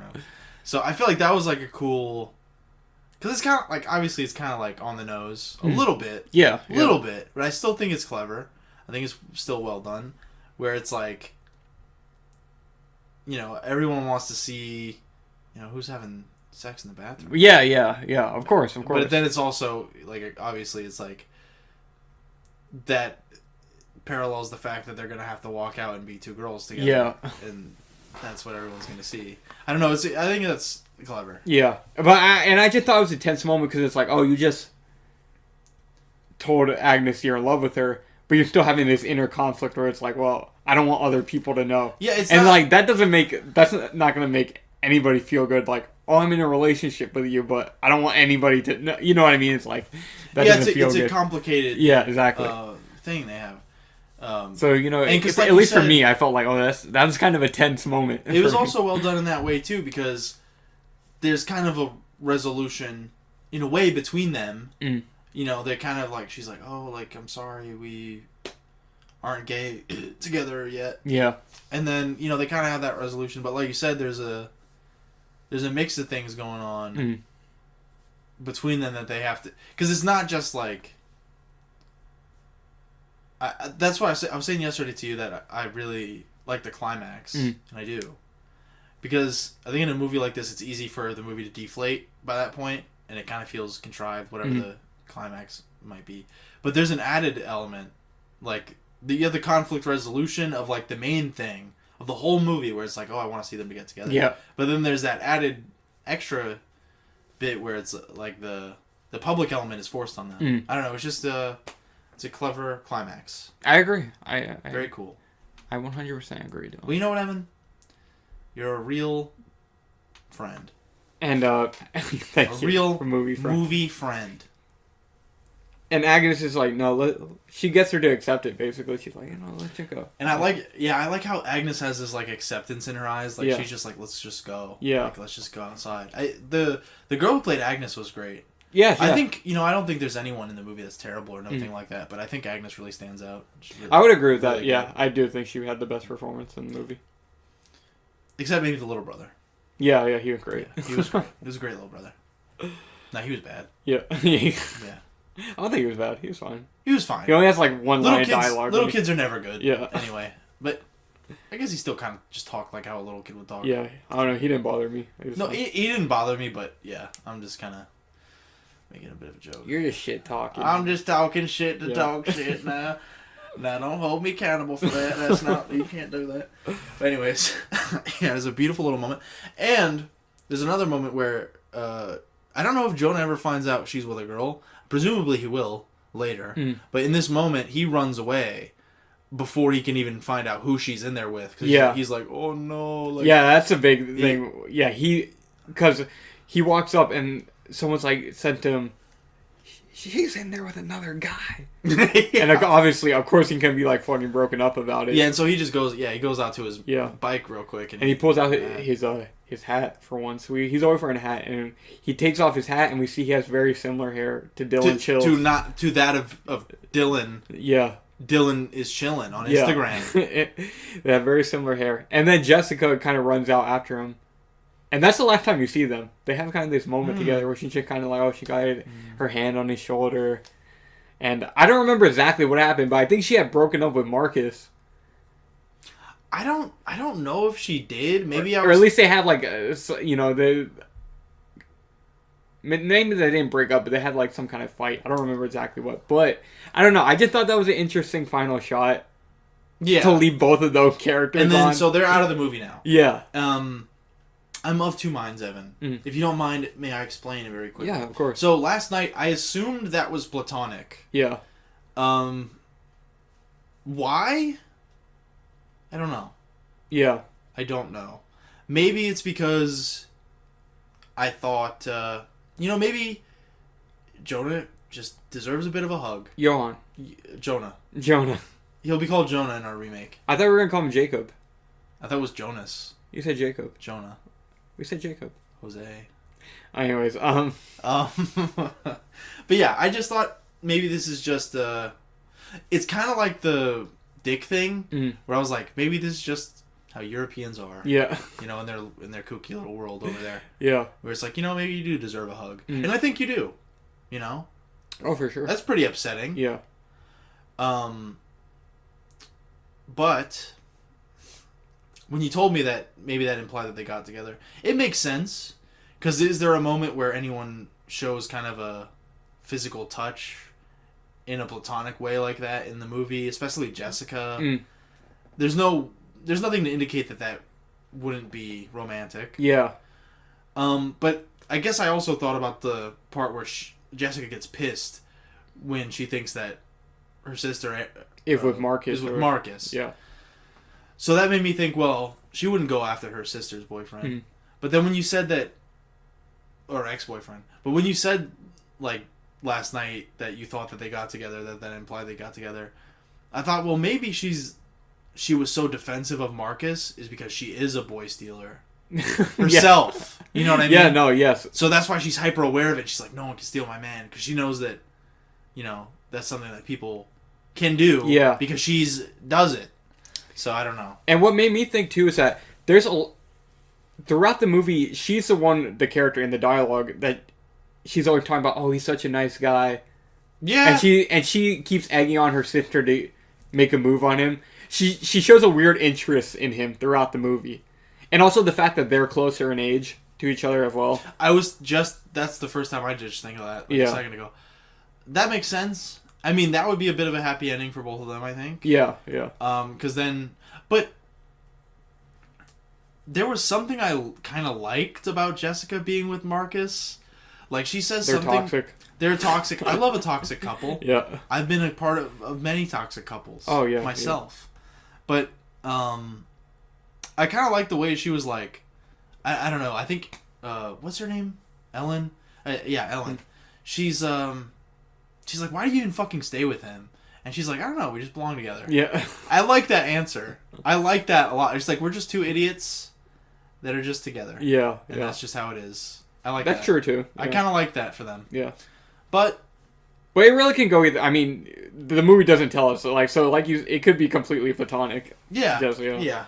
But, I mean, like I said, it is weird to just hug someone like that. Yeah. Especially if it's like, I don't know. Your sister's boyfriend or something, and I don't know. Yeah. I don't know. It's there. That's all I'm saying. I'm throwing it out there. But like I said, Europeans are weird, so... Yeah. I don't know. True. I don't know. But yeah, they come out of the bathroom, and everyone's like, oh, what the fuck? Don't they? Yeah. And she says, ooh, me and my girlfriend are going to go for a shag. I don't like that. Oh, you don't? You know why I like that? It's because, I feel like... Do tell me. In general, I think this is true for, most people. You always want to, make a joke at your own expense before someone else can do it. Yeah. And that way it felt kind of real. You know what I mean? Because I feel like Like, say, like, I was in a bathroom stall with a dude, and then I was forced to come out of the closet in that moment. I'd be like, yeah, I'm about to go fuck him in the ass. I would say that, you know what I mean? I don't think it works for two reasons. Yeah. I do like just the moment, but I don't particularly like that line of dialogue because, first of all, that's what everyone was assuming you were doing already. Yeah. So it doesn't really undercut the assumption that you were already having sex. It's kind of a weird thing to say. Also, I hate the word shag. Oh, yeah. I hate that word. Austin Powers. It's very... The Spy Who Shagged Me. I don't like that word. Do you like it in that title, though? No. The Spy Who Shagged Me? No. Oh. I don't like it. Just asking. They both have a bit of shag carpet down there, though, don't they? Yeah. Is that what they call it that? I don't even know. I don't know. It's funny. Funny joke. I make funny jokes on Movie Friends. Movie Friends. Tell your friends. Yeah, tell your friends to come listen. Tell your movie friends. Tell them to come listen. Cool. And then, yeah, so they walk out of the school together. I'm going to have to make a new folder called Movie Friends. Good idea. You know, because I have an RNS folder that I keep everything in. When are you doing Movie Friends? That one's going in the trash. Oh, no, don't do that. It's going in the trash. Don't do that. It's going in the trash. What was I saying? Oh! Sorry. No, it's okay. They go out together, and then you get the final scene, which is a sweet little moment. You know, because they are holding hands, walk out of school together. Just ditch school, I guess, because fuck it, why not? Fuck your glass cups and your... Yeah, exactly. And your maybe it was the end of the day, for all we know. Maybe. I guess. Well, no, they were at lunch. Maybe they had last period lunch. Okay. Sure. Okay. Sure. No, they went to ditch. I mean, I guess... I feel like getting outed in front of the whole school is like a good enough reason to be like, yeah, I want to go home. Yeah, that's pretty... Yeah, that's pretty good.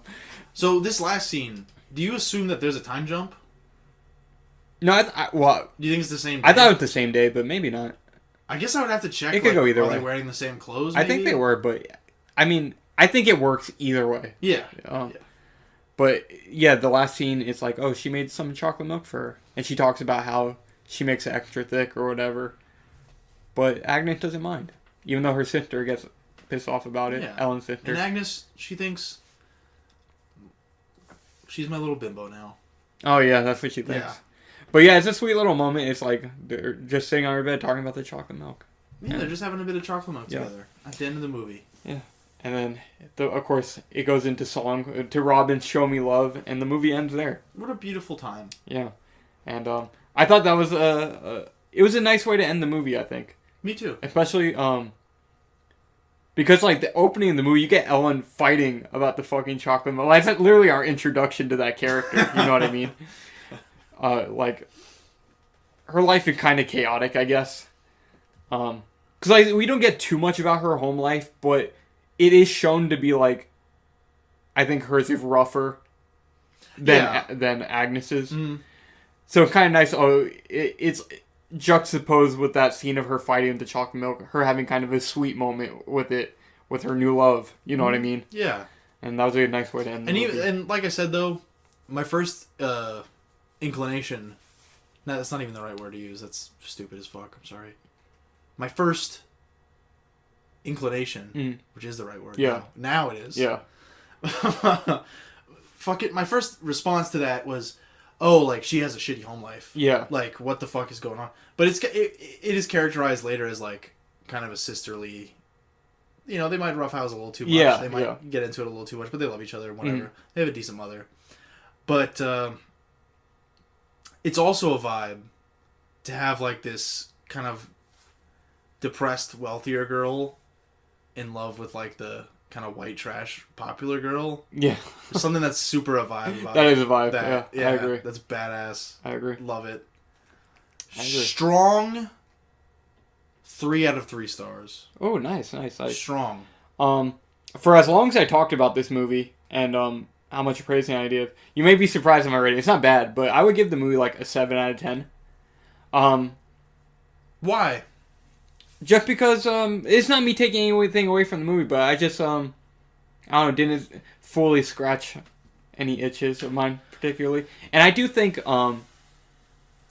there are some portions, like it's a short movie, but I think it does drag a little bit in moments.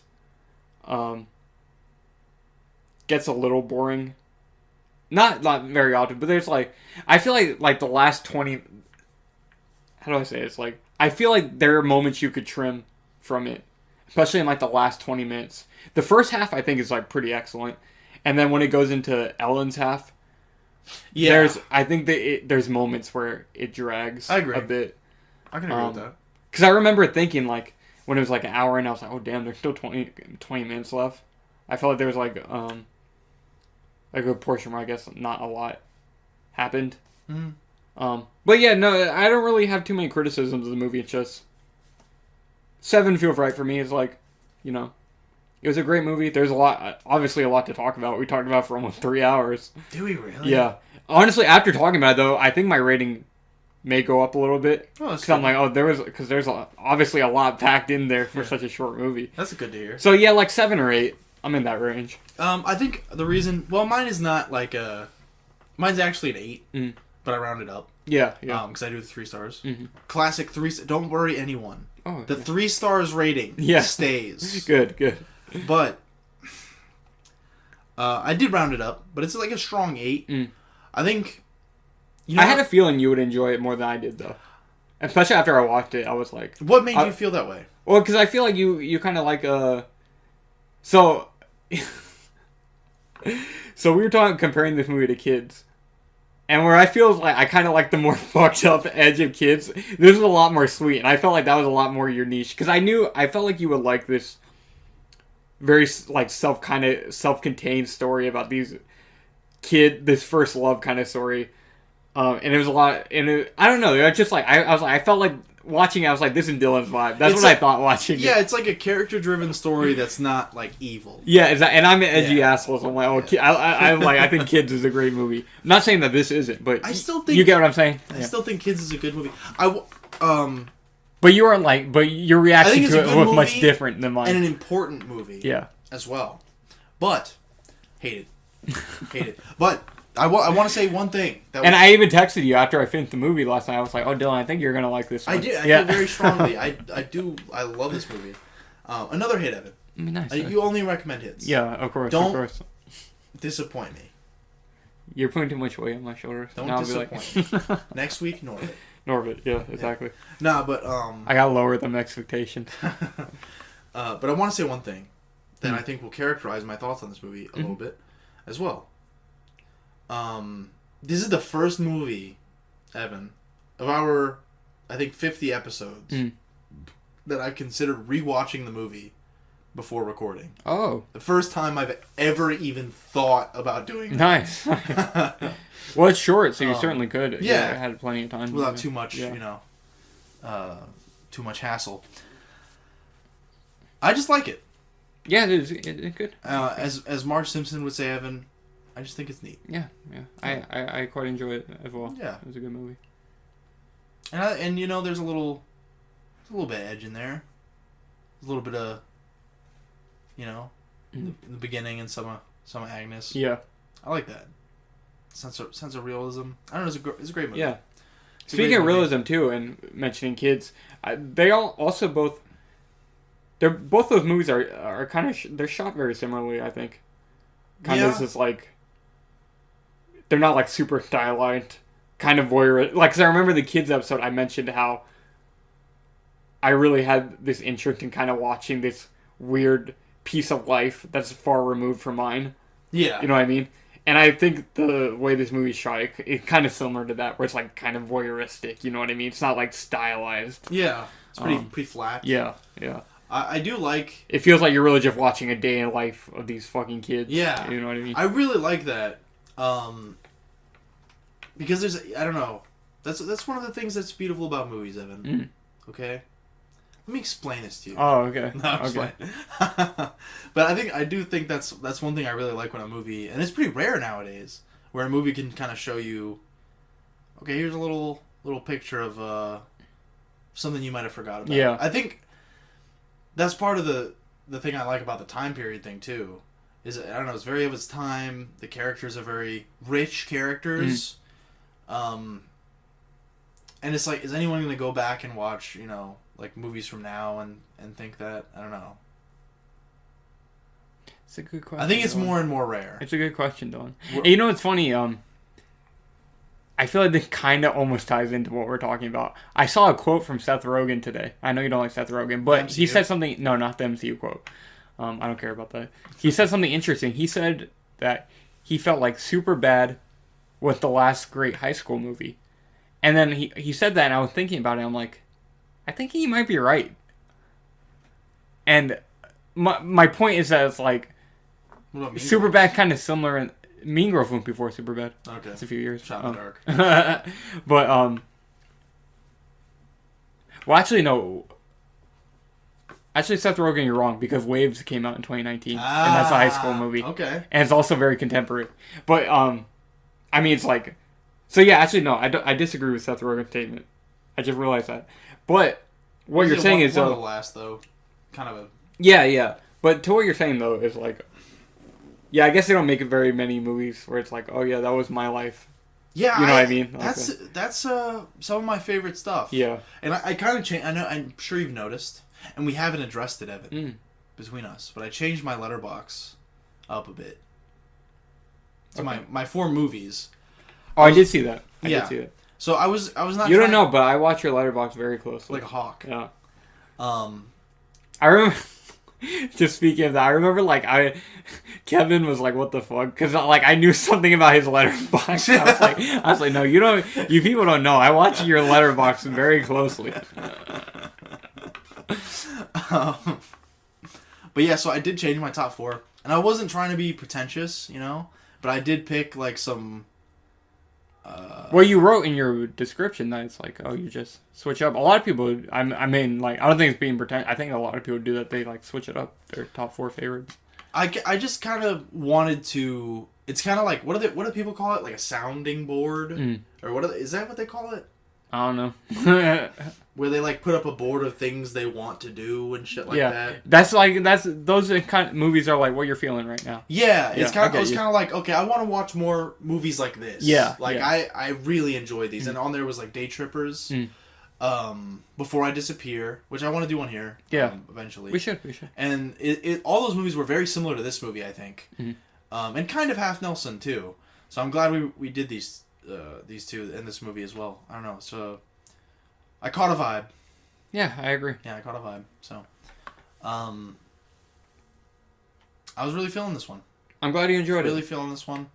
And I did. Yeah, when I finished, seriously, I was like, I think Dylan will really enjoy this one. So I'm glad I was proven correct. It's just those weird, interpersonal, small relationship movies. Yeah, it doesn't feel. I love those. It's different from Kids in that it doesn't feel like it has as many stakes to it. You know what I mean? Because the AIDS aspect adds a lot of it makes kids feel a lot heavier. This is just you're just kind of watching this almost everyday thing with these normal characters. You know what I mean? Yeah, it's not like they have the KKK or homophobic people that are gonna beat them. Exactly. It's just kind of it's an easy watch. Yeah. Well, kind of, but I mean. Compared to to Kids, yeah, or something like Kids, yeah. I would not. And it has a happy ending. You know what I mean? I would not put Kids on my sounding board or whatever the fuck they call it. And it has a happy ending. Yeah. So that's nice. Except for Wheelchair Girl. Yeah, I mean that poor Except for Wheelchair Girl. But yeah, great movie. I hope to do maybe some more of these. If you ever think of even outside of the podcast, if you think of more movies like this, oh yeah, or Day Trippers. I'll curate you a playlist. Love Day Trippers. I would be so happy if you did too. I love this kind of movie. Oh, I wanted to say, you mentioned before we wrapped up the episode. At the beginning. You mentioned how on Letterboxd a lot of go over oh, this is I can relate to that experience. To really Agnes too. Yeah, to Agnes' experience. Yeah, and in that interview I was watching with well, there's two. So I had mentioned I was watching the interview with the director and also with the girl who played Ellen. So I kind of want to mention moments from both of those. In the interview with Ellen, she mentioned how she kind of had mixed feelings about this movie because even though she thought it was bad or anything, but her own personal relationship with it, because she was like kind of scared she can be like a one-hit wonder. Like the only thing people are ever gonna care about her for is this movie. And but she said she had this moment where somebody came up to her and was like, "Oh, thank you for being in that movie," because the woman was a lesbian or a girl, whoever was talking to her, and she was like, it made her feel seen. It you know what I mean? Helped her like personal experience. Exactly. And, yeah. And she was like, oh, after she had that moment, she was proud to have worked on this movie. Oh yeah. Yeah. And so when you mentioned that at the letterbox, I was like, oh, because it became less of a career thing and more of that piece of art helped people. Yeah, exactly. And that's a beautiful thing. It is. That's a beautiful thing, and that's a beautiful way to end the episode. And there was one I did. And that's a beautiful way to end the episode right now. The director Lukas Moodysson, in his interview as well, he said, the interviewer, I feel like she was kind of trying to fetch answers out of him, fishing a little bit. Yeah, a little bit. She was like, oh, do you have so many fond memories of making this movie? He was like, and she was like, or is it one of your favorites? And he's like, oh, not really. But a lot of other people really like it, and so what does my opinion matter? Badass. He said that, yeah. Based. He said this wasn't one of my favorite experiences making a movie, but or even one of my favorites, but a lot of people like it, so what does it matter what I think? I think that's incredibly based. I feel like that kind of speaks to the whole, so many people were moved by this movie, so. Well, even divorced from that, I like that take. I don't know. Yeah. Because I feel like that's what directors and artists in general, Evan. Yeah. It's not yours anymore. No. When you put it out into the world, it's no longer yours. No, I agree. So what does your opinion matter? It doesn't. Yeah. It does not. I like that. Yeah. I like that answer. I respect this guy. Love his movie. Great movie. Yeah. And I'm sorry, I should have mentioned that first and then mentioned what she said. Because you said what she said was a good way to wrap up. Maybe it would have flowed a little better. Yeah. But hey, that's all right. We live and we learn. Yeah. We're just a couple of film friends. True. That's not what it's called. That's not the title of the podcast. Friends. Movie Friends. Movie Friends. Because they have real friends, REEL, and they have film friends. Yeah. Evan, I'm shocked. I don't know if we talked about this on the top of the episode. I'm just surprised that Movie Friends is not taken. So. Oh, yeah. I did look. Yeah. On Google. Make sure you reserve it before we release this episode. On YouTube. Oh, we're going to have to change the @ We'll figure it out. Oh, God. We'll figure it out. Together. Like them. Yeah. Like Agnes and Ellen. Yeah, and not unlike the Knock at the Cabin. No, exactly. Yeah. One of us may die. No. We persevere. Exactly. Unlike those weak men. Yeah. Anyways. Well, thank you all for listening. Love this movie. I apologize. It's very long, but it was. I was not expecting it. The movie is very, very packed, very dense. I just, there was never a point where I was like, all right, let's wrap this up. Yeah. I don't know. I just had more to say. Yeah. It's a good movie. I think we continue to set records for longest reviews of different movies. I agree. Yeah. I agree. Yeah, because I looked it up. There's not many, and the one podcast episode you sent with those two lesbian reviewers, it was 20 minutes or something. I think it was 8 minutes. Oh, it was even shorter. I was thinking so yeah, definitely. Does anyone else have a 3-hour and 10-minute review of fucking Amal? No. I don't think so. No, and so you're gonna come here to get that. Yeah. And we're gonna be friends along the way. Facts. Yeah. So thank you for watching. Thank you for listening. We appreciate your support. We appreciate if you could leave a like, if you like the episode. Maybe if you learn a little something about yourself. Did you look inside today and say, maybe you know what? Maybe I'm homosexual, as the mother would say in this film. Did you think that? What do you think of the wheelchair girl? Leave it in a comment. Please. What do you think of the chocolate milk? Do you want to have a chocolate milk? Leave it in the comments. Please. Thank you. Please subscribe. And we'll see you next week for Dylan's pick. Yeah, I will pick a movie for next week. That can be exciting. It always is. Oh, of course. I didn't mean that in a sarcastic way. Neither did I. I'm excited. We all are. Thank you. Goodbye.